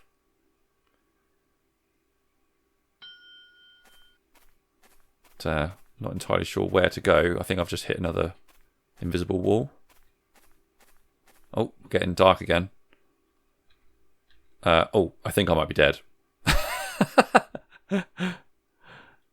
Hello? Gone to black. Have I died? Oh. Blue sky. Okay. Oh, is that a path over there?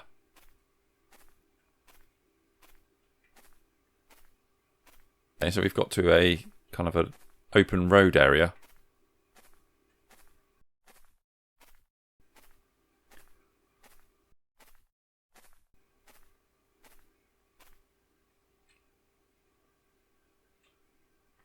Okay, so that was Loom. I wish I could keep playing that, but unfortunately it was caning my CPU when I was trying to record, so it hopefully come out all right, but we'll have to see when I come to sort of edit it and look at it, the playback. But yeah, really good looking game. Loved it when the sun come up and I could see the pathway and everything. I picked up a mysterious note and I'm not sure what that did, but yeah, I will definitely come back to revisit that because I want to see what happens at the end. I can see in the thumbnail there's like a doorway.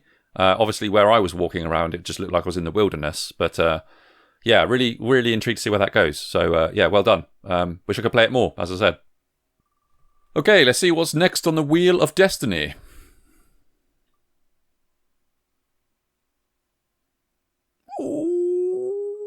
Oh, Hag Road 3. Well done. Just got in there. Okay, Hag Road 3. So this is the game that's done by our very host, Mr. Dungeon. So let's give it a play and see what it is about. Hag Road 3 or Hag Road 3 is a short tale of archaeologist Carrie Dorman, recruited by her old friend Everett Bickford. She travels to the land of Jamaspa to lead a dig on an ancient adrenaline site. But following a fall into a cursed pit, she will enter a place she never could have imagined. Hag Road 3 is the third part of the Hag Road story, available on Game Boy, Analog Pocket and PC. Nice. Cool.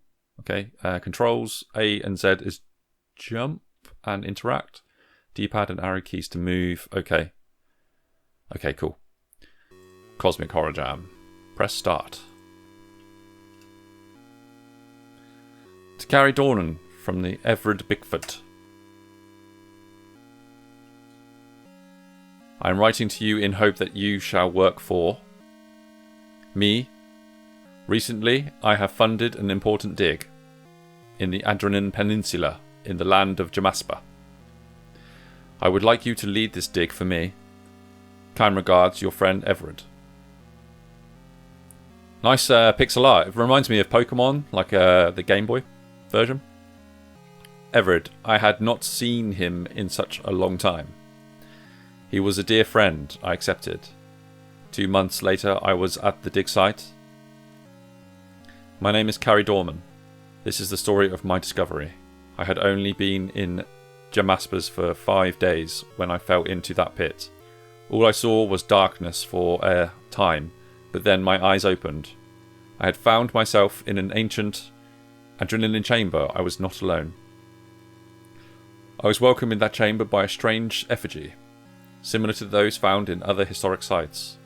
But it felt different. The effigy felt inhabited in some way. It felt alive. Then my suspicions were confirmed. The effigy greeted me. Carrie Dorman, can you hear me? What? A power. It was brought to me. It is you who has been chosen as my saviour. Why does my mind trouble me? What damage has that fool done to me? Stop this.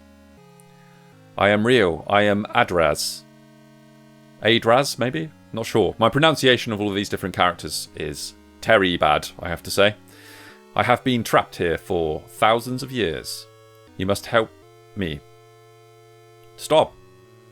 Listen to me. We must get out of here. I can assist you. I am the architect of these old halls. Guide me out and you too shall be safe. I promise you, Carrie Dorman. Whoa. I didn't know what else to do. I allowed my imagination to win, and I listened to the words of that strange adrenaline effigy, to that voice that called itself Adraz. We must go forward and exit this place. What other choice do I have? There is no other choice. Okay. Oh, cool. So we can walk around. Okay. Okay, so we can jump with Z and we can walk around. It's written in Adrian script. Adraz rests in this chamber. Okay. Let's carry on. What is this place? Your tomb? In a sense, but what wasn't the place's original purpose?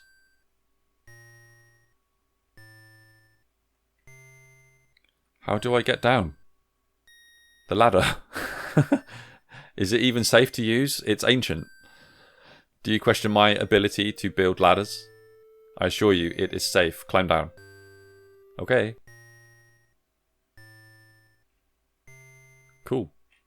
Oh, what's that? These statues are incredible. All created to please the light. The light? The light of the wandering star. Everything you see was created for the light. It is its sanctuary, a place for the light to rest. Cool. I'm getting like classic Alex Kidd vibes from the layout here and the 2D effect, as well as the music. Oh, that's some strange hieroglyphics that we see there.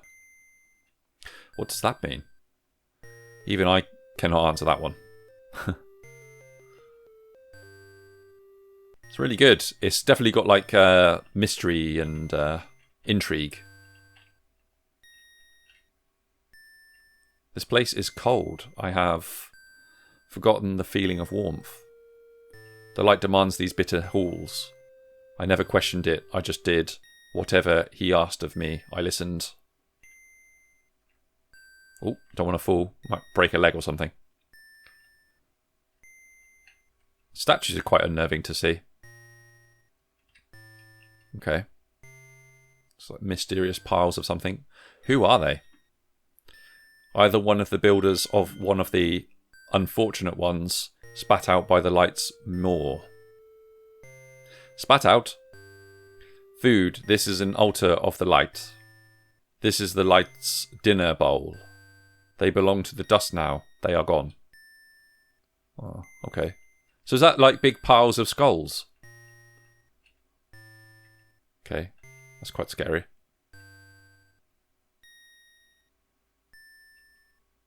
Down the ladder we go. Oh, this one looks freaky. What horror is that thing? Yeah. What is it? It is a dedication to the being that the light has previously vanquished. It is foul. The more mighty beings are rewarded with grandeur sculptures. This is one of the largest I ever constructed for the light. It does not look like any being of this earth. Like the light, it is not of this earth. Yeah, it looks terrifying. This is great. Sort of like walking around a museum. Like an interactive museum. It's awesome. We continue to walk through dark tunnels. I started to accept Adraz. I had to believe. He knew too much about this ancient underworld. We have to go deeper. We can waste no time, Carrie. Okay. Are you still positive that your ladders are safe? Yeah, that one looks busted. They were not all my work. You must understand that, Carrie. Will I even survive the fall? You have already survived one major fall. Today, I am sure you can handle another. Okay. Best of luck, Carrie. Ah! I suppose you were right, Adraz. You must trust me always, Carrie. Okay, that's a hell of a drop. Back up we go. Okay, this is more piles of skulls. Oh, the music stopped. Oh no. There's so much more ruin down here. The light is a destructive force. He does not treat all spaces equally.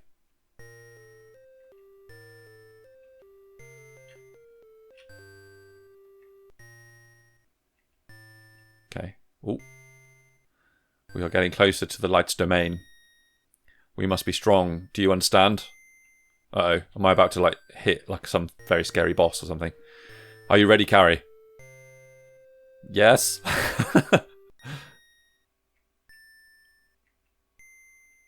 Okay. Slightly scared to continue. What foul tentacle beasts are these? More of these disgusting horrors, yeah. These creatures are innocent. The light is the only horror. Remember that, please. Okay. I trust you. We are going far deeper than ever I have ever gone. Before, into territory I have never reached. My tools decayed, and so I used my hands. Then my hands went the way of the tools. I was broken. The light granted me this. Form at my request. How do we get back to the surface? I'm not sure we can, but we can at least hurt. The power of the light. All the years I have spent in this subterranean place, I have been studying the mind of the light. I have seen evil beyond your imagination. I have experienced it for myself. This knowledge can crush the light. I don't understand. Carrie, when we face the light, you must throw me in the flames. I can destroy the light from the inside. It is the only way. Then let's do it, if it really is our only choice. So we continued to go deeper until we got so far below the surface that the very nature of the air began to change. We were getting closer to this light. Okay. Zooming off the edge here. The light's guards, they stand waiting. At all of the light's territories,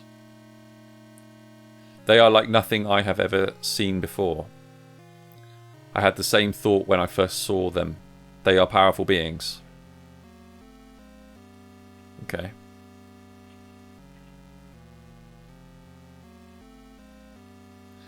These monoliths contain the light's power. We are close, Carrie. What do I do? When we face the light, you must cast me into the light's cosmic flame. Will we be safe then? I cannot guarantee anything. Okay. I feel like I'm walking to my death. Oh. Okay. Oh great, and mighty light of the wandering star, I, Adraz, your servant, have returned. Foolish Adraz, you should have never entered this place. Who is the mortal that stands with you? At first I couldn't understand the otherworldly sounds of the light, but Adraz did something to me that made me understand everything. This is Carrie. She is the one who has brought me to you. She, O mighty light, will be your downfall. She brings destruction. Yet she cannot speak for herself. I can. You do not intimidate me. You will regret using your tongue, Carrie. As shall you now, Carrie. Do it. Oh. In a moment it was done. The Adra's effigy burned, and the light burned with it. As I put the light out, everything around me turned to darkness. I was lost in ancient caverns where nobody should ever be. I had no supplies, I had no guide. Just like Adra's, my time had come to an end. Okay, it's like a newspaper report. Report 3rd February 1998. The remains found by the team on the site have been found to belong to a British woman from the early 20th century, possibly belonging to archaeologist Carrie Dorman who vanished at an earlier dig on this site. The remains were discovered in a recently uncovered Adrenian chamber. I will get back to you when we hear more from the forensics team. Sad ending. Yeah, really good. I really like that. The kind of the finish and the style, the pixel art and the kind of the Game Boy elements were definitely noticeable and really well made. Loved the music. Story's really cool. It's very clear that Dungeon is a huge fan of the cosmic horror stories and is very proudly presenting that in the works that you make. So yeah, really impressed. Going to play some of your other games as well and just to see what I can learn from them. And yeah, great. Well done. Awesome. Okay, so that was Dungeons Hag Road 3. Well done. Let's move on to the next game. What's it going to be?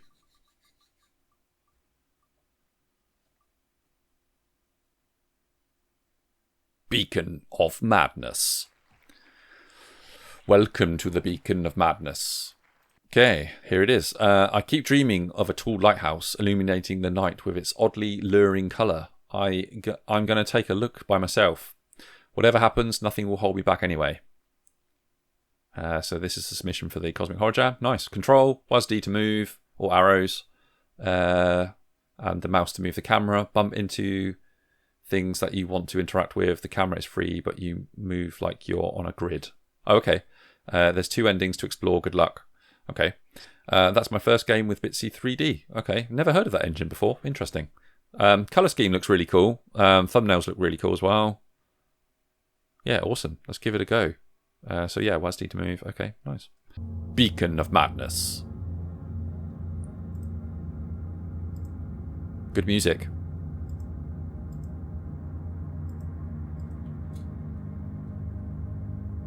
Okay. This is awesome. The tank must be empty. I didn't even check. Okay, so this is my car, I guess. There's no going back anyway.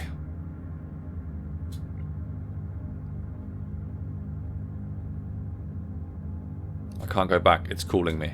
Okay. Wow. Oh, I see. Okay, so we can use mouse to look around.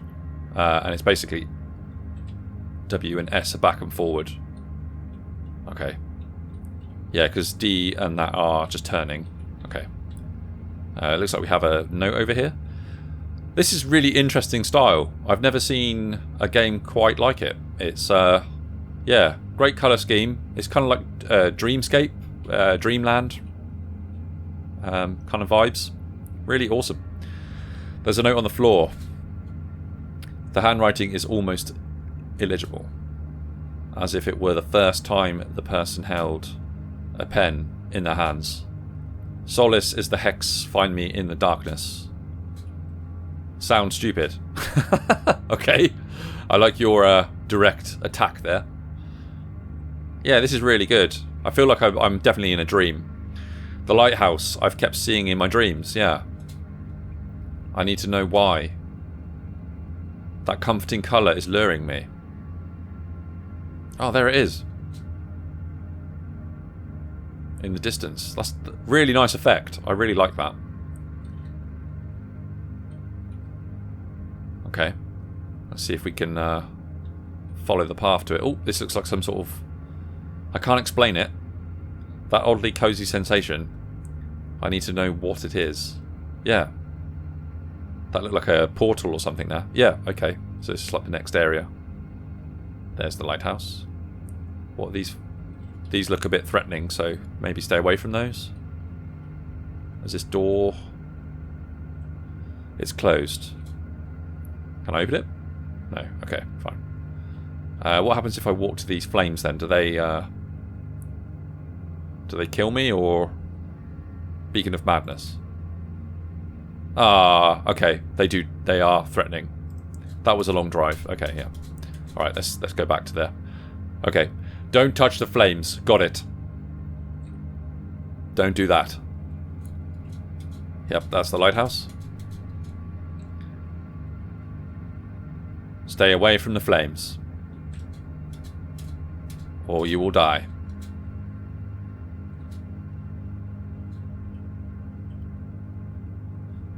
Okay, watch out for fire.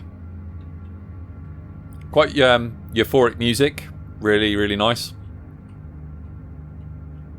It's kind of like a space wave. Oh, who are you? Are you going to kill me? Please don't kill me. Please. Okay. Some strange language that I don't understand. Something far away has opened. Oh, must be the door. Let's go and check out the door. Yeah, because I definitely can't go that way. I'm completely blocked if I go via the flames. It's open. Excellent. Okay. Whoa. There's definitely like...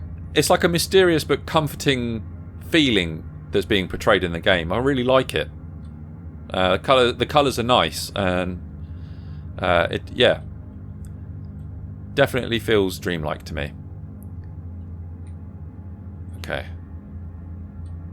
Let's see if we can go through this door. Locked again. Okay, yeah.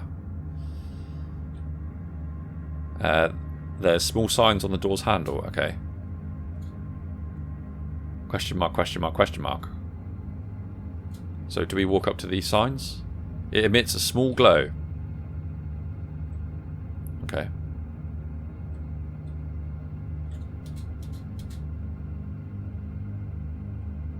So do we just need to find These question mark things. This one shines faintly too. There it is over there in the corner.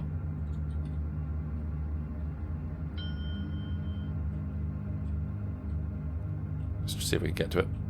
Sparkles inside my body. The door has opened. Yes. Excellent.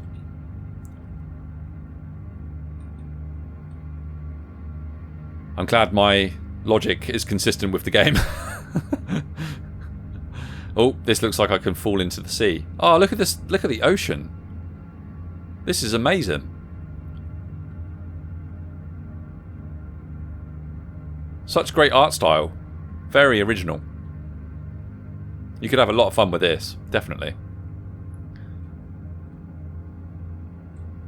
Okay. Ow, this attraction is not as pleasant as it used to be. Yeah. Okay. Okay, so we can effectively just move in the grid around the deadly flames. Please be open. The handle is burning. Should I leave now? No. There's nothing holding me back anymore. Okay. Oh, that is a wall of fire and a wall of death. Ouch! Wrong path. Okay.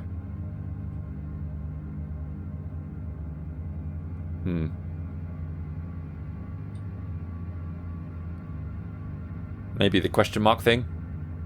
Ouch! Wrong path. Okay. Maybe this one? Solace! Okay. Ouch, wrong path. Okay. Alright. So is it like a memory game? Okay, first one was Solace. Ouch, okay. Solace. So let's go for this one. Is. And then this middle one? The Hex. Oh no. Is that it? Finally! What the hell is that? Where am I? Oh! Who are you? Hello? There you are.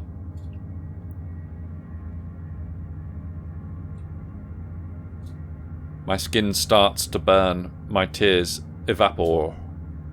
Why does it matter to me now? I feel like I'm in someone's dream, man. This is very, very cool. Ooh! The sensation is indescribable. I'm engulfed into a primal fire. I can no longer scream. At least the pain of loneliness will disappear. Wait! Why is my body glowing? Why am I still so sad? Someone please give me warmth.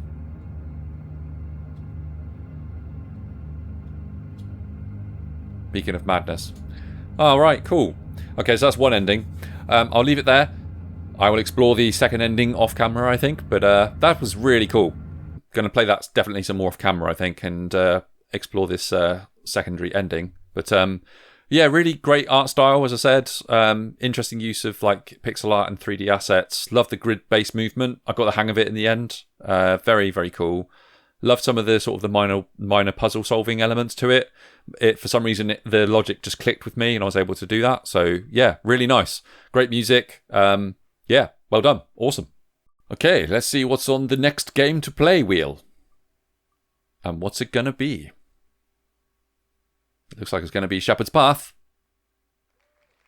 Shepherd's Path. Well done. Okay, this is Shepherd's Path. This looks like such great artwork for the page. It's really impressive. I think there should be a judgment really for like the best itch page for the game jam. I think that'd be really cool. Because you can kind of resemble it to like a Steam page, I guess. You know, and see what's more appealing for customers on a Steam page. You kind of get the same kind of aspects with an itch page as well. So definitely, I think for Future game jams, I will be definitely looking at sort of like the front pages and seeing what would be my best one in my personal opinion. But certainly this would be, if there was such a score, this would definitely be one of my top ones. This is really, really nice artwork, really nice page. Shepherd's Path. You are a newly converted worshipper of the Shepherd, a giant entity that roams the ruthless wasteland you unfortunately call home. Your travel companions claim the Shepherd will lead you all to paradise, and as the caravan's sole medic, it's your job to tend to the group's sick and wounded with your healing magic until you get there. But your pilgrimage is long and its horrors are many. You'll have to think carefully if you want to save the caravanners from the hazards of the journey, if you can save them at all. Okay, cool. So it looks like we've got multiple endings, 12,000 words, resource and caravan health management system, original artwork and soundtracks. Awesome. And then you've got credits to various individuals that worked on it. Great. Okay, let's give it a try. Okay, The Shepherd's Path. Again, love the artwork. Fantastic. Start. Morning dawns on the camp, bathing the plains in a dull red light.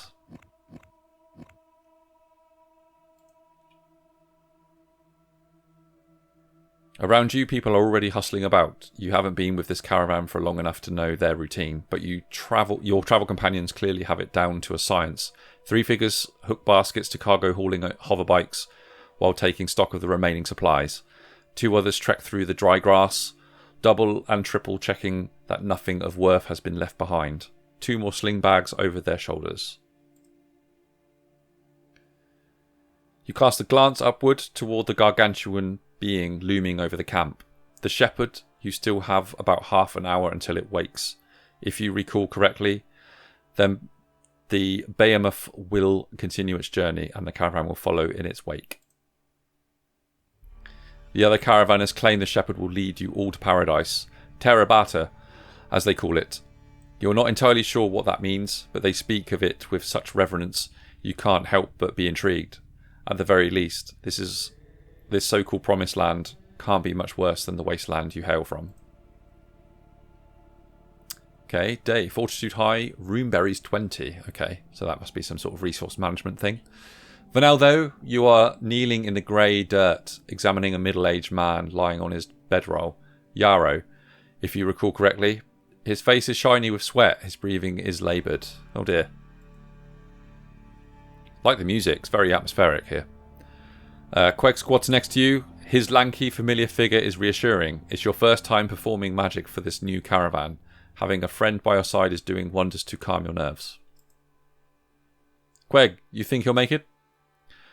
Not without your help, no, but that's why you're here. You reach into the leather pouch of your waist, pulling a small white fruit from its depths. You pop the roomberry into your mouth and swallow it without chewing.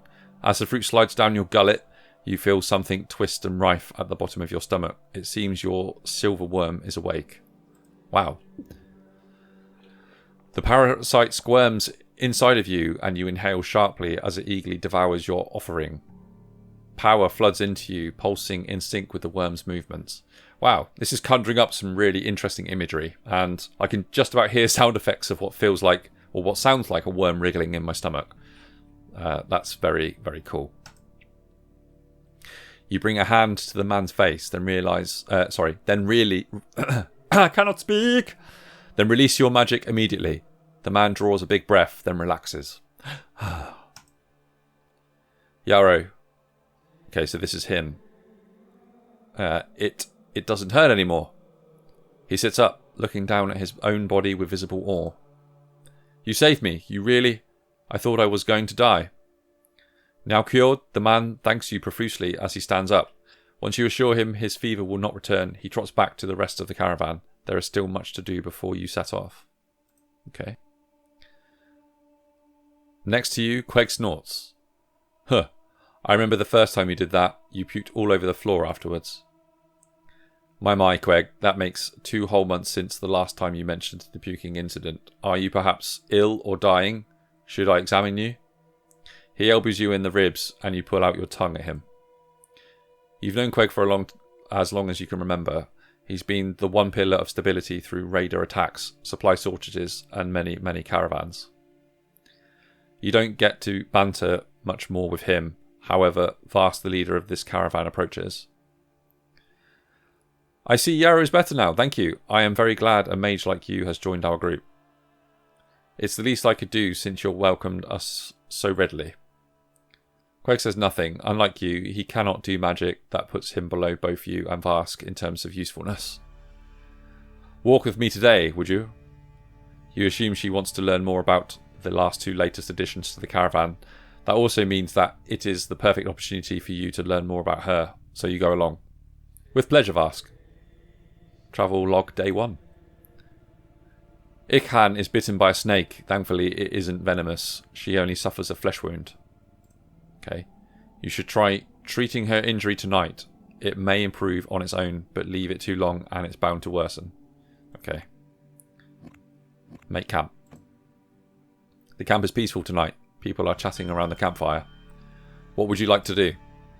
Speak with the others. Tend to the patients. Can we tend to the snake bite? It was the Ikhan, wasn't it? She has...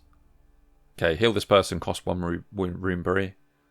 Oh, they've got their different healthy scores along there. I mean, is it going to worsen? I think I'm just going to use one now just so that it's done. The camp is peaceful tonight. People are chatting around the campfire. What would you like to do? You heal Ikhan. Okay. Return. What would you like to do? Let's speak with the others. Who would you like to speak to? Actually, no. Let's go to the next day. End the day. Day 2. The caravan continues across the plain. As far as your eye can see, there is only grass, grass and more grass. Under the red light of the sun, it almost looks like the plain has been set ablaze, the ocean of fire surrounding you. Sometimes you notice a shift in the distance, an indistant figure or two peeking out of the scenery. None of them ever head your way. However, be they beast or man, they avoid you and you them. The shepherd powers forward still. Travelogue day 2. Yarrow doesn't look well. Biru has become sick. Aelin started to lag behind. Ikhan doesn't look well. Dago started to lag behind. Mina has been scratching their throat lately. A dust storm sweeps across the plains. Even after it passes, Elin continues to wheeze. A swarm of shimmering insects engulfs the caravan, leaving Yarrow covered in red welts. Oh no! Everyone's like dead almost. What's happened? That was a bad day. The wind is cold across the plains. The caravan sets camp by the shepherd's side, so its massive body can shield you from it. What would you like to do? I think I try and heal everybody, I think. God. Okay.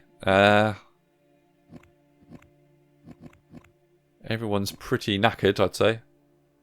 I think maybe we could travel for one more day, because they're all mild, moderate. I mean, maybe we could heal the moderate people. Yeah, let's heal the moderate people. So we'll heal Yarrow and Ellen. So they're both healthy again.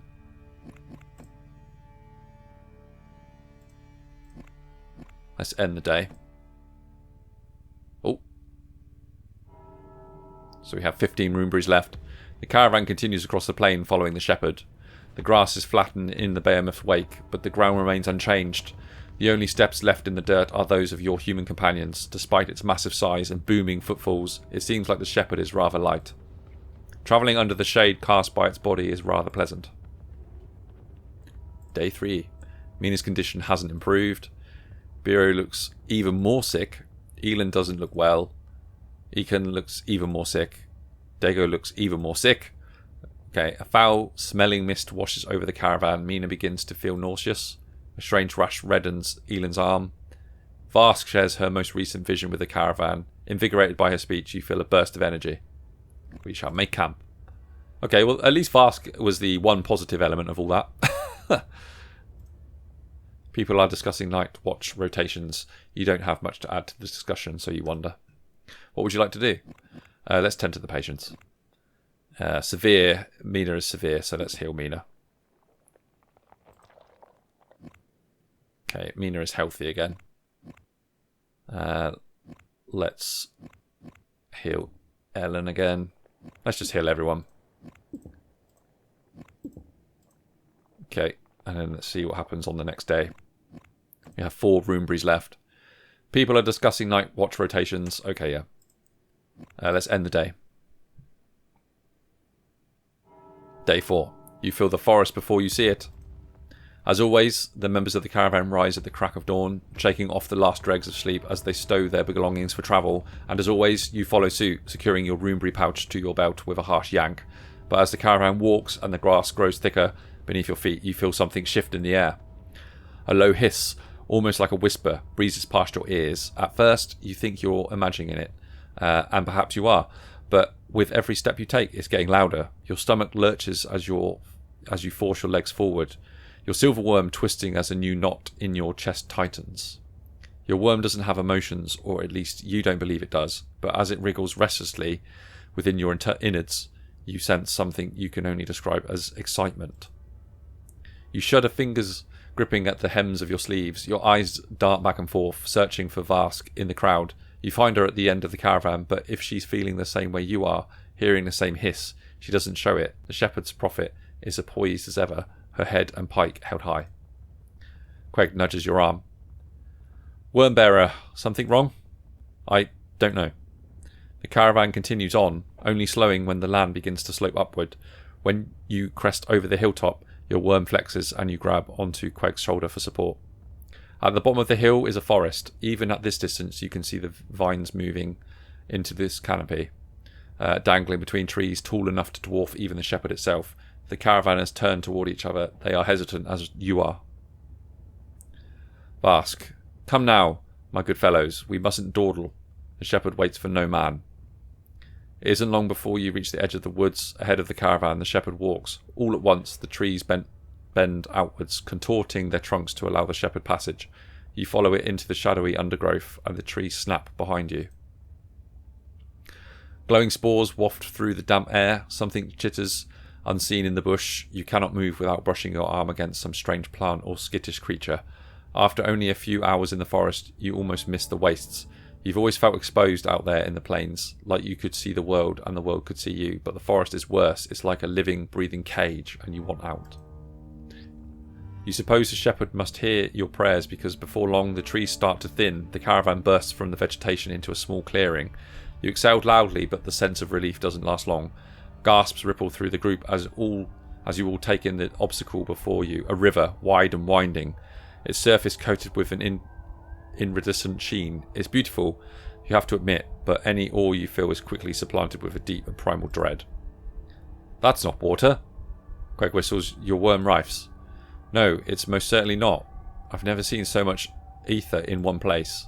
Ether, the lifeblood of this land and the source of all magic. Under most circumstances, it's poisonous to your kind, but the creatures of the forest, like most life forms in this realm, lap it up like water. You bring a hand to the Roomberry pouch at your hip. Your personal source of ether, your worm grants you some resistance, permitting you a taste of the divine, but no silverworm can protect you from this. The shepherd lowers itself into the river, gliding across the frothing stream with little effort. If only it were so simple for the rest of you. At the front of the group, Var slams the butt of her pike into the ground. The loud thump makes you flinch, and you pivot to face her. Everyone does. This river is a test to reach Tarabata. We must pass it. A low voice pipes up from your left. Rock steps forward, little Ezzy trailing behind. But how? We cannot swim through it, as the shepherd does. Vast brings a hand to her chin, pivoting away from the group to survey the area ahead. After a moment, she points her pike southward. I see rocks above the stream there, close enough together to form a path. We can use them to jump across. And what of the bikes? They can't cross with us. Then we leave them behind. The caravanners grumble without the bikes. The group can only carry so much, but without the shepherd, there is no paradise. A quiet settles over the group. Queg shakes his head. With the matter apparently settled, Vast leads the way. It is, as she says, a zigzagging cluster of smooth rocks that spans the length of the river. Vask is the first one to make her way into the rocks, shifting her weight atop their domed crowns. Cool. I think I'll leave it there as I'm well over time, but I'm really intrigued with that story. I just wanted to keep going. Really good. Really like the artwork, as I said. Interesting story. Use of language is epic. I can definitely see there's the cosmic horrors element to that. I'm almost sort of dreading like the next scene, if you like. Quite nervous to see, where it goes and what actually happens. But yeah, I will definitely be playing that more off camera just to experience those different endings. But yeah, well done. Awesome game. Okay, let's see what's on the next game to play. We've really got not a lot left.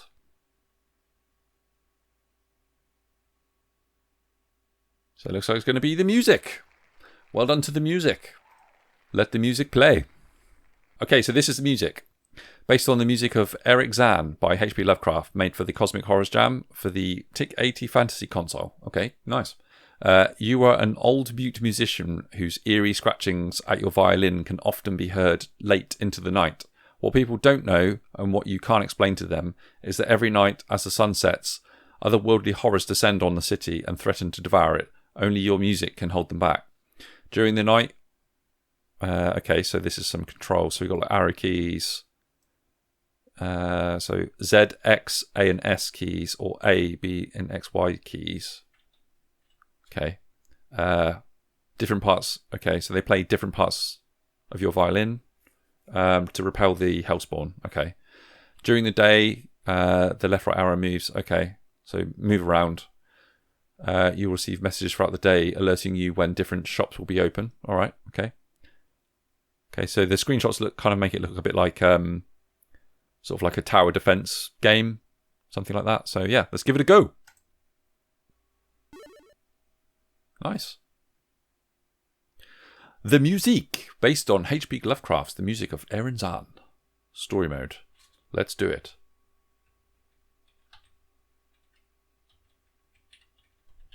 Okay, how do I press X to select?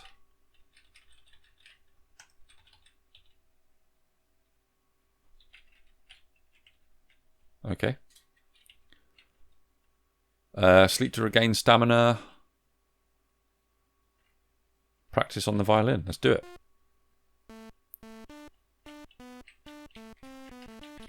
Okay. Practice to gain some more XP. Let's do it. Okay, so we got A, S, Z. Game paused. Oh, is that X? Okay. Okay, just trying to work out what the controls are.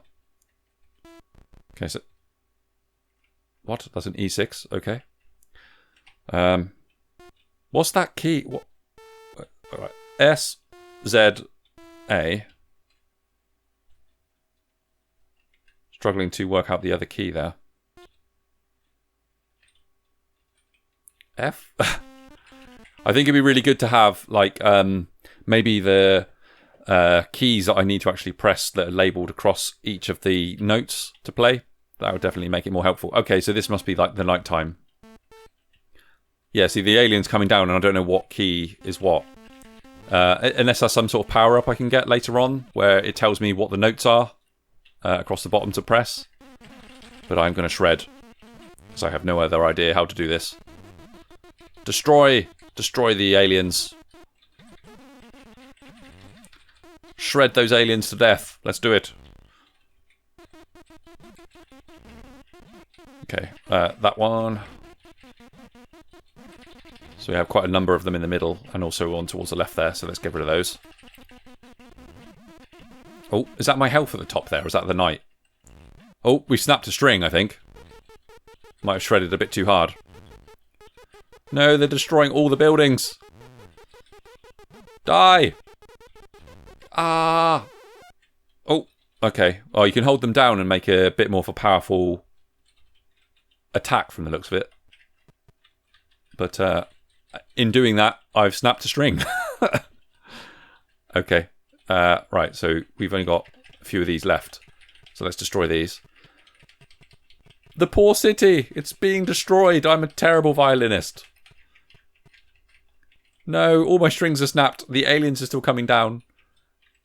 And yeah, I don't really have any choice other than to lie here and get destroyed. From the window of the Rue du Sol, you watch as unimaginable horrors wipe away the last vestiges of life from Paris. Game over. Yeah, definitely. I sucked on that one. Let's try that again.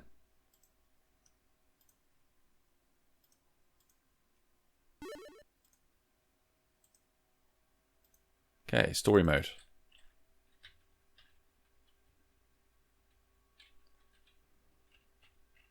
Okay. So Z, A, D. So is that second to the right-hand side key that I'm struggling to work out which button that is? And it's not giving me enough time to learn it. Practice, okay. The bookstore's open. All right, let's go and have a look at the bookstore. You have no books. No new books. Okay. Sleep to regain stamina. I should be okay. The orchestra is now open. Go to town. Perform until evening. Yeah, let's do it. You play until sunset, making 30 coins. Oh, thank you. That's brilliant. Oh. Oh, no. Okay. We must shred to protect the city.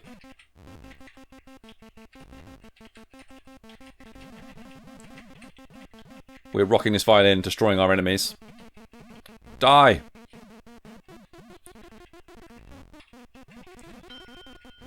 Okay, we're performing slightly better, I think. Come on! Die! These are some really, really... Oh no, I snapped a string. I was going to say, these are some very, very tough aliens. Die! Die, die, die! Okay.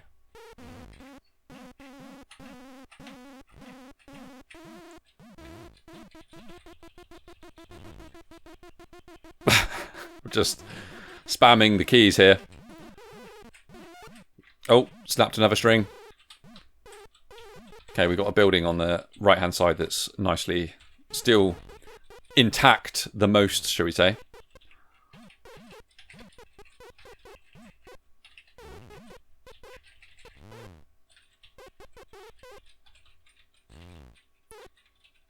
One thing's for certain, I am a terrible violin player, that's for sure.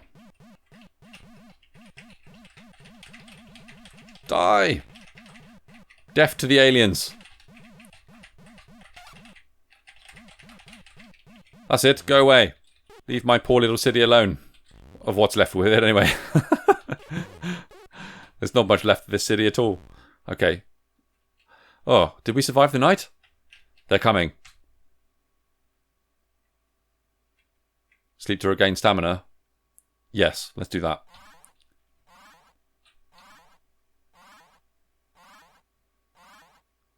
Are we sleeping? I think we are. So I'm guessing my stamina is the top bar there at in the middle. We are in the red. The bookstore is now open. They're coming! Okay, so we have our city's population at the top there as well. So 268, money 80. Day 2, 4 PM. The orchestra is now open. So can we go and play some more music? Study to gain personal XP. Yeah, okay, let's do that. You have no more books. Okay. Go to town. All shops are closed. Oh. Okay. One last shred attempt. Let's go. Let's rock these aliens away. Obviously, the areas where my strings are broken, I'm going to have no luck at all with that. What's the far right-hand side one?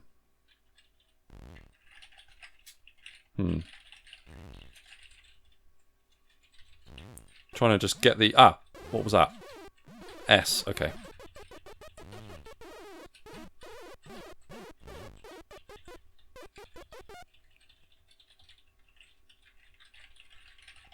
Oh, I'm stuck. Die, alien, die. No.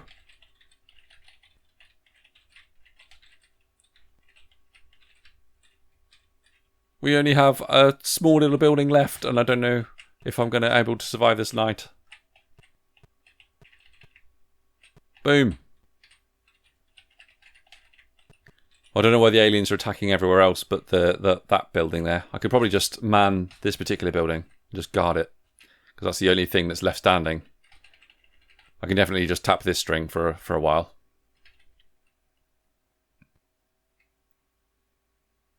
So I don't think my population is going down when they're hitting everywhere else. Yay, we survived. Barely. But yeah, cool game. I found it very difficult to pick up the controls. The strings, I think, should be labelled with the different control buttons to press. I found it very difficult to memorise which button does which string. So I think that would be very helpful to players to see that. It might be something that you pick up as you learn and study in the books. It might be that that's a thing that appears as like the next stage, if you like, where you know what strings are what as you learn more, I guess. But yeah, really good game. Interesting story. I like it. Yeah, well done. Okay, we have 2 left. What's it going to be? Blue or red? Blue or red? It looks like it's going to be the red one. Before the Iron Clouds. Well done. Okay, this is Before the Iron Clouds. There doesn't seem to be a lot of information on what type of game it is. I can see a few screenshots there that look quite interesting. Lots of interesting dynamic lighting and those kind of things. So yeah, let's get started. Let's give it a go.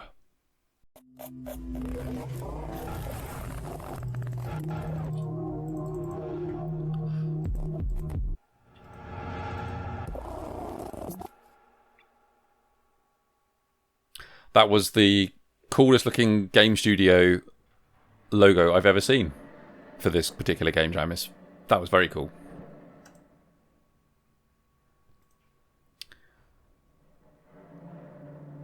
Okay. So it looks like there's a bit of an opening story at the bottom there. It's, text is moving a bit too fast for me to see it, but it looks like you see no external threat, your orders, okay. Prepare for the worst, okay. Find out what happened is the priority, okay. So it's like investigation type thing. See what happened. Okay. -18, okay. Interesting use of light. Critical power loss. Initiating backup unit. Okay. What the hell is this?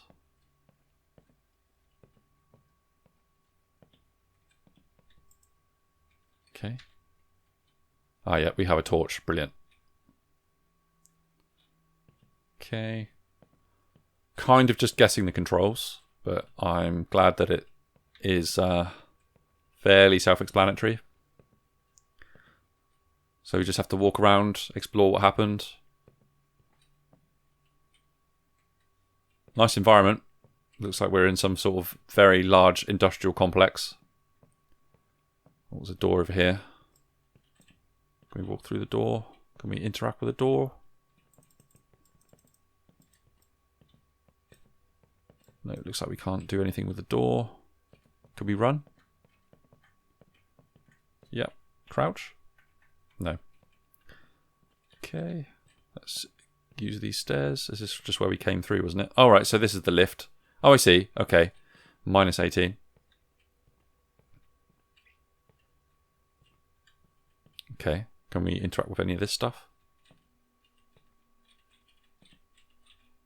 Okay. Oh, what's that? No. Okay. Can we jump? Oh yeah, we can jump over. Okay. Something over here. Looks like some sort of control unit. F. Not sure what that did. Oh, that was just my flashlight.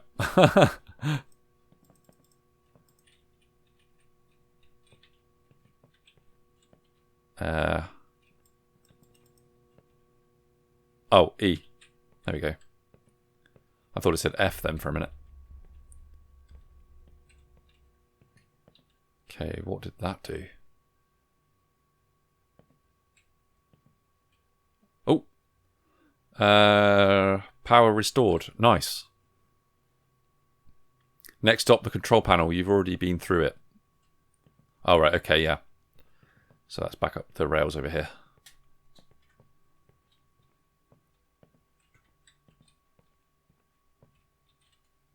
Okay. Control panel's on. Looks like it worked. The gates are opening. Okay.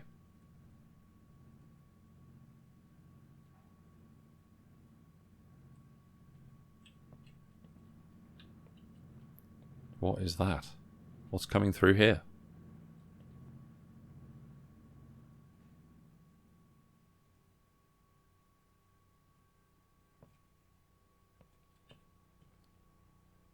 Is it like some sort of like big monolithic thing? Wow. Intriguing. Very intriguing.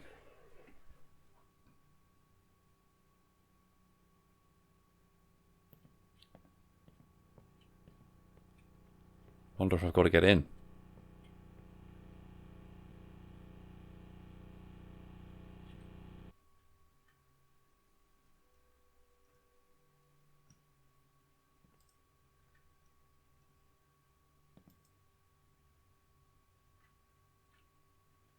Yeah. Wonder if I've got to get in.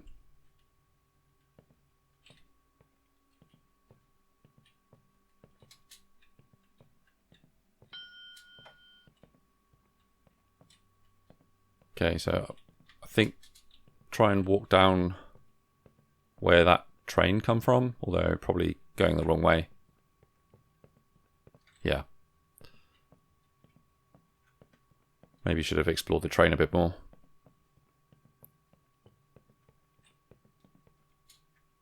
Okay.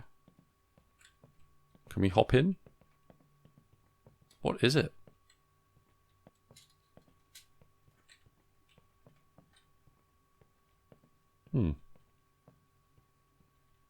Okay. What do we do now?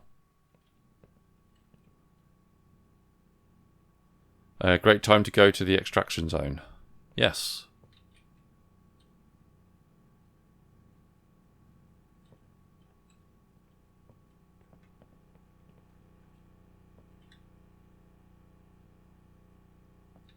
So is that the way to the extraction zone?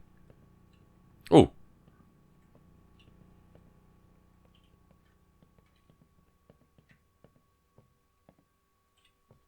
Okay.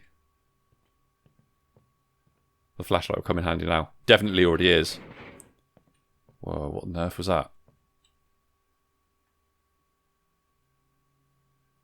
Okay. Hopefully that wasn't anything too nasty at the door.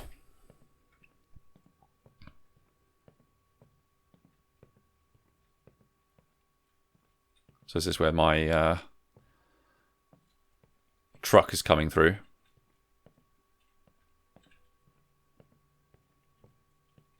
Awesome environment. I'm very intrigued. It's very Lovecraftian. Feels like something out of like Aliens. You know, Alien 1, for instance. Like very... kind of got that kind of same rundown industrial art work, art assets.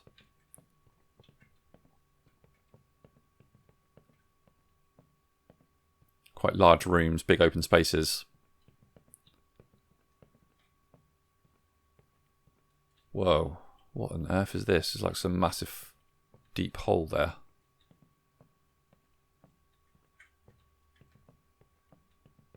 Okay. Do we go through this tunnel?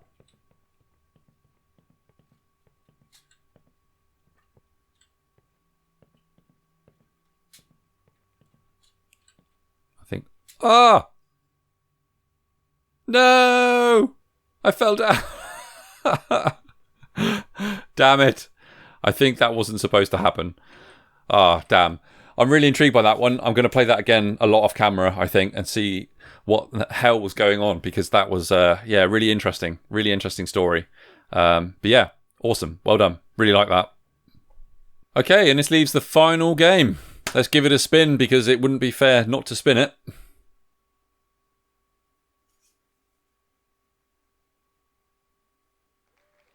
Hey, there we go. The Red Idol of Hathene. Well done. Let's do it. Okay, this is the Red Idol of Hathene. A Lovecraft-inspired game taking place aboard a train in 1900s America. Contains depictions of blood and death, though they're pretty light representations. Okay, cool. Nice. It's a browser-based game, so let's give it a play.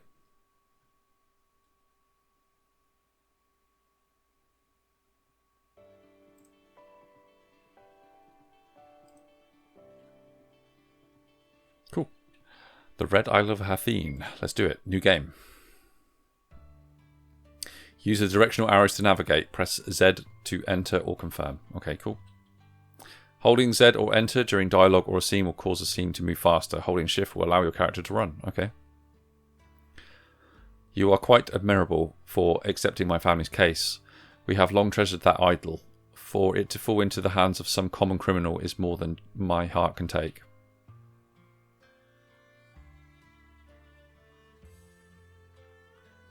Lady Sear. I am Lady Melanie Sear, but you simply can call me Lady Sear. I'm the one who made the call to you, detective. May I request your first name? You see, your advertisement only listed your last name, Hayworth. I should like to know the name of the person I will soon be associating with. In truth, I'm not even certain if you are a man. Could you please clarify? What would you rather appear as? I will appear as male. Ah yes, that would make sense given your profession. Are you certain? I am indeed. I see. Now, shall I refer to you? Shay. You can call me Waken. Press enter, yep. Are you certain? Yes. Very well. We shall meet at the Tippy Cafe near the docks. If all goes well, you will receive more than a pretty penny for your efforts. Lady Sear, you must be Waken. It must be quite an honour for you to meet someone of such high esteem, but I assure you the honour is all mine. Your body of work precedes you. What's that? You have already uncovered something? Remarkable. What can you tell me? I see. You believe it was taken to Hathene. I understand your reasoning. In that case, we shall head to Hathene at daylight. Wait, what? Wait. Wait here. I think you should realise who you're speaking to. I shall purchase the train tickets necessary today, and we will both ride there tomorrow, first thing in the morning. I hope you will continue to be as reliable as you are now, Detective Waken. Detective Waken? That sounds like it's got a good ring to it. Ah, awesome train scene there.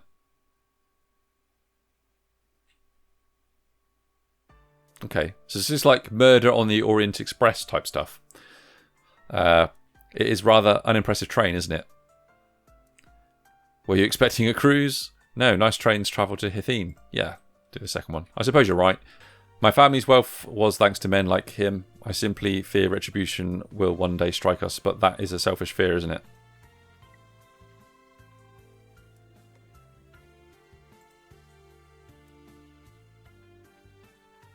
If it's alright, I should go over the details of my case with further detail. I realise you have likely uncovered a great deal, but I feel it important to review. My grandfather's plantation once held within its walls a red idol. He discovered it during his overseas travels on one of those eastern shores. The locals had named it the Idol of Apophis, though who or whatever an Apophis is, he was unsure of. My grandfather saw how it enraptured the locals there. In fact, it seemed to stir a deep passion from within him. My grandfather's company had already decided to take what they could from those hosting them, and he did not hesitate to make for the idol as soon as he could. Since he had returned with it, he had sworn that it would bring the family great fortune. Considering how well we have done for ourselves, I cannot say he is wrong. Unfortunately, a thief had entered in the night and discovered the altar my grandfather had left it atop. They made off with it with no clear sign of where they were headed. That is where you came into the picture, Detective. I deeply appreciate all you have done. My grandfather's obsession disgusted me, but I cannot let a transgression against my family stand. I will find that idol. Thank you, Detective. What was that? Did we derail? Did we? We seem to still be moving, but that shaking, could it have been an earthquake? Wait, what are you doing? I'll check the cars ahead. If you think that is best. Did you need something? What? You want to investigate? It was an earthquake? They happen all the time.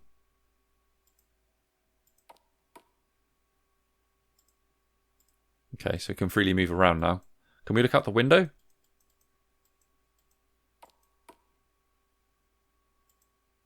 Okay, we can see, go to the front of the train. Is that a... What is that? A body lies before you. Blood soaks the wooden floorboards around it. Upon closer inspection, it appears to be the man who was seated behind you. Oh. Hey, you in here. You were taking so long that your friend got worried and asked me to search for you. There you are. Something wrong. A man is dead. I tried to come here after so long and something like this happens. Of course it does. Get the others. Right, it'd be best to let them know.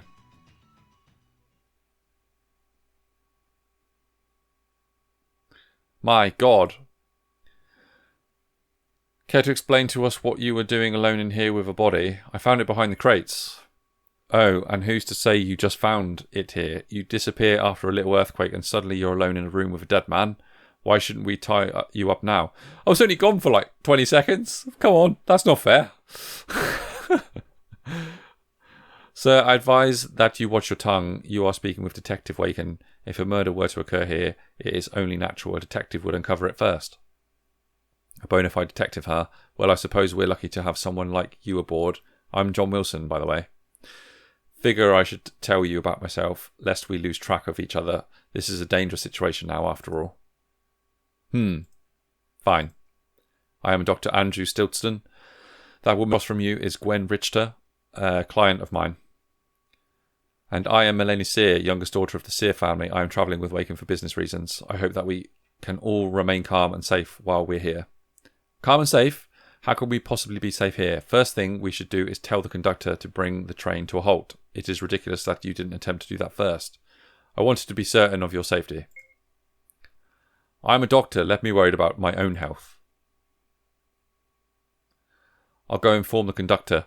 I still don't trust any of you. So just stay here, all right? Come with me, Gwen. You'll be safest that way. I don't trust the doctor, to be honest. It's almost too aggressive for my liking. Gwen, it will make no difference. In the end, flesh is fleeting and our forms are but empty abstractions of meaning. Remember, we are but shadows of the darkened wall. I mean, that's very suspicious. That's a very suspicious set of words that she just said there. Lady Sear, she was a strange one, wasn't she? That doctor wasn't exactly the friendly type either. That said, hopefully they'll be alright. It really would be best to bring the train to a stop now. It would be, for sure. Yes.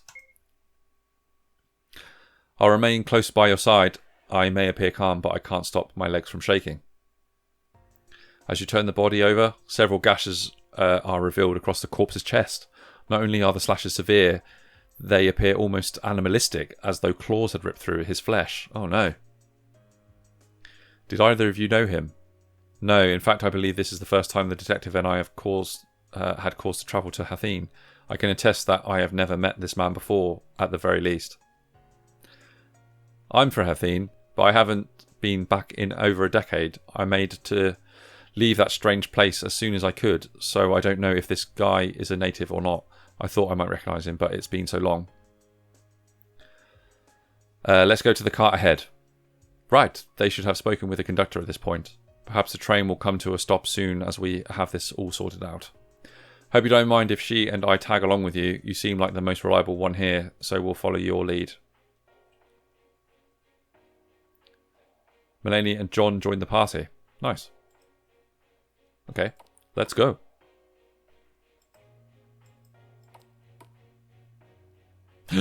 What? Oh goodness, no. But how? We were right behind them. When could someone have... You examine the body closer. Her face is still warm, though is also battered and bruised. Her dress and arms have deep cuts in them, likely resulting in a death from extreme blood loss. Who? Who could have done this? Last we saw her, she left with the doctor, right? Yeah, that's what I meant. The doctor. The doctor is so suspicious of this. But he was with us in the passenger car when the first body was found. Perhaps someone else had stowed themselves on board. And in that case, the doctor is still in danger. We should search ahead for... Oh no. What on earth is that? It's coming for us. Run. Go, go, go, go, go. I don't know if this is the right thing to do. But I'm running as far as I can away from that shadow creature. What? What on earth were those? There were like loads of different like shades walking around. Where am I now? What's going on? I'm so confused, but very intrigued. I'd say we're just outside Hathene. Nowhere better for the cult of Apolthus to take us after all. What just happened? Thanks for playing. This was an entry for Cosmic Horror Jam. Unfortunately, I didn't have much time to work on this, so the story is going to be left on a cliffhanger. Yeah, it definitely was. It's left me intrigued.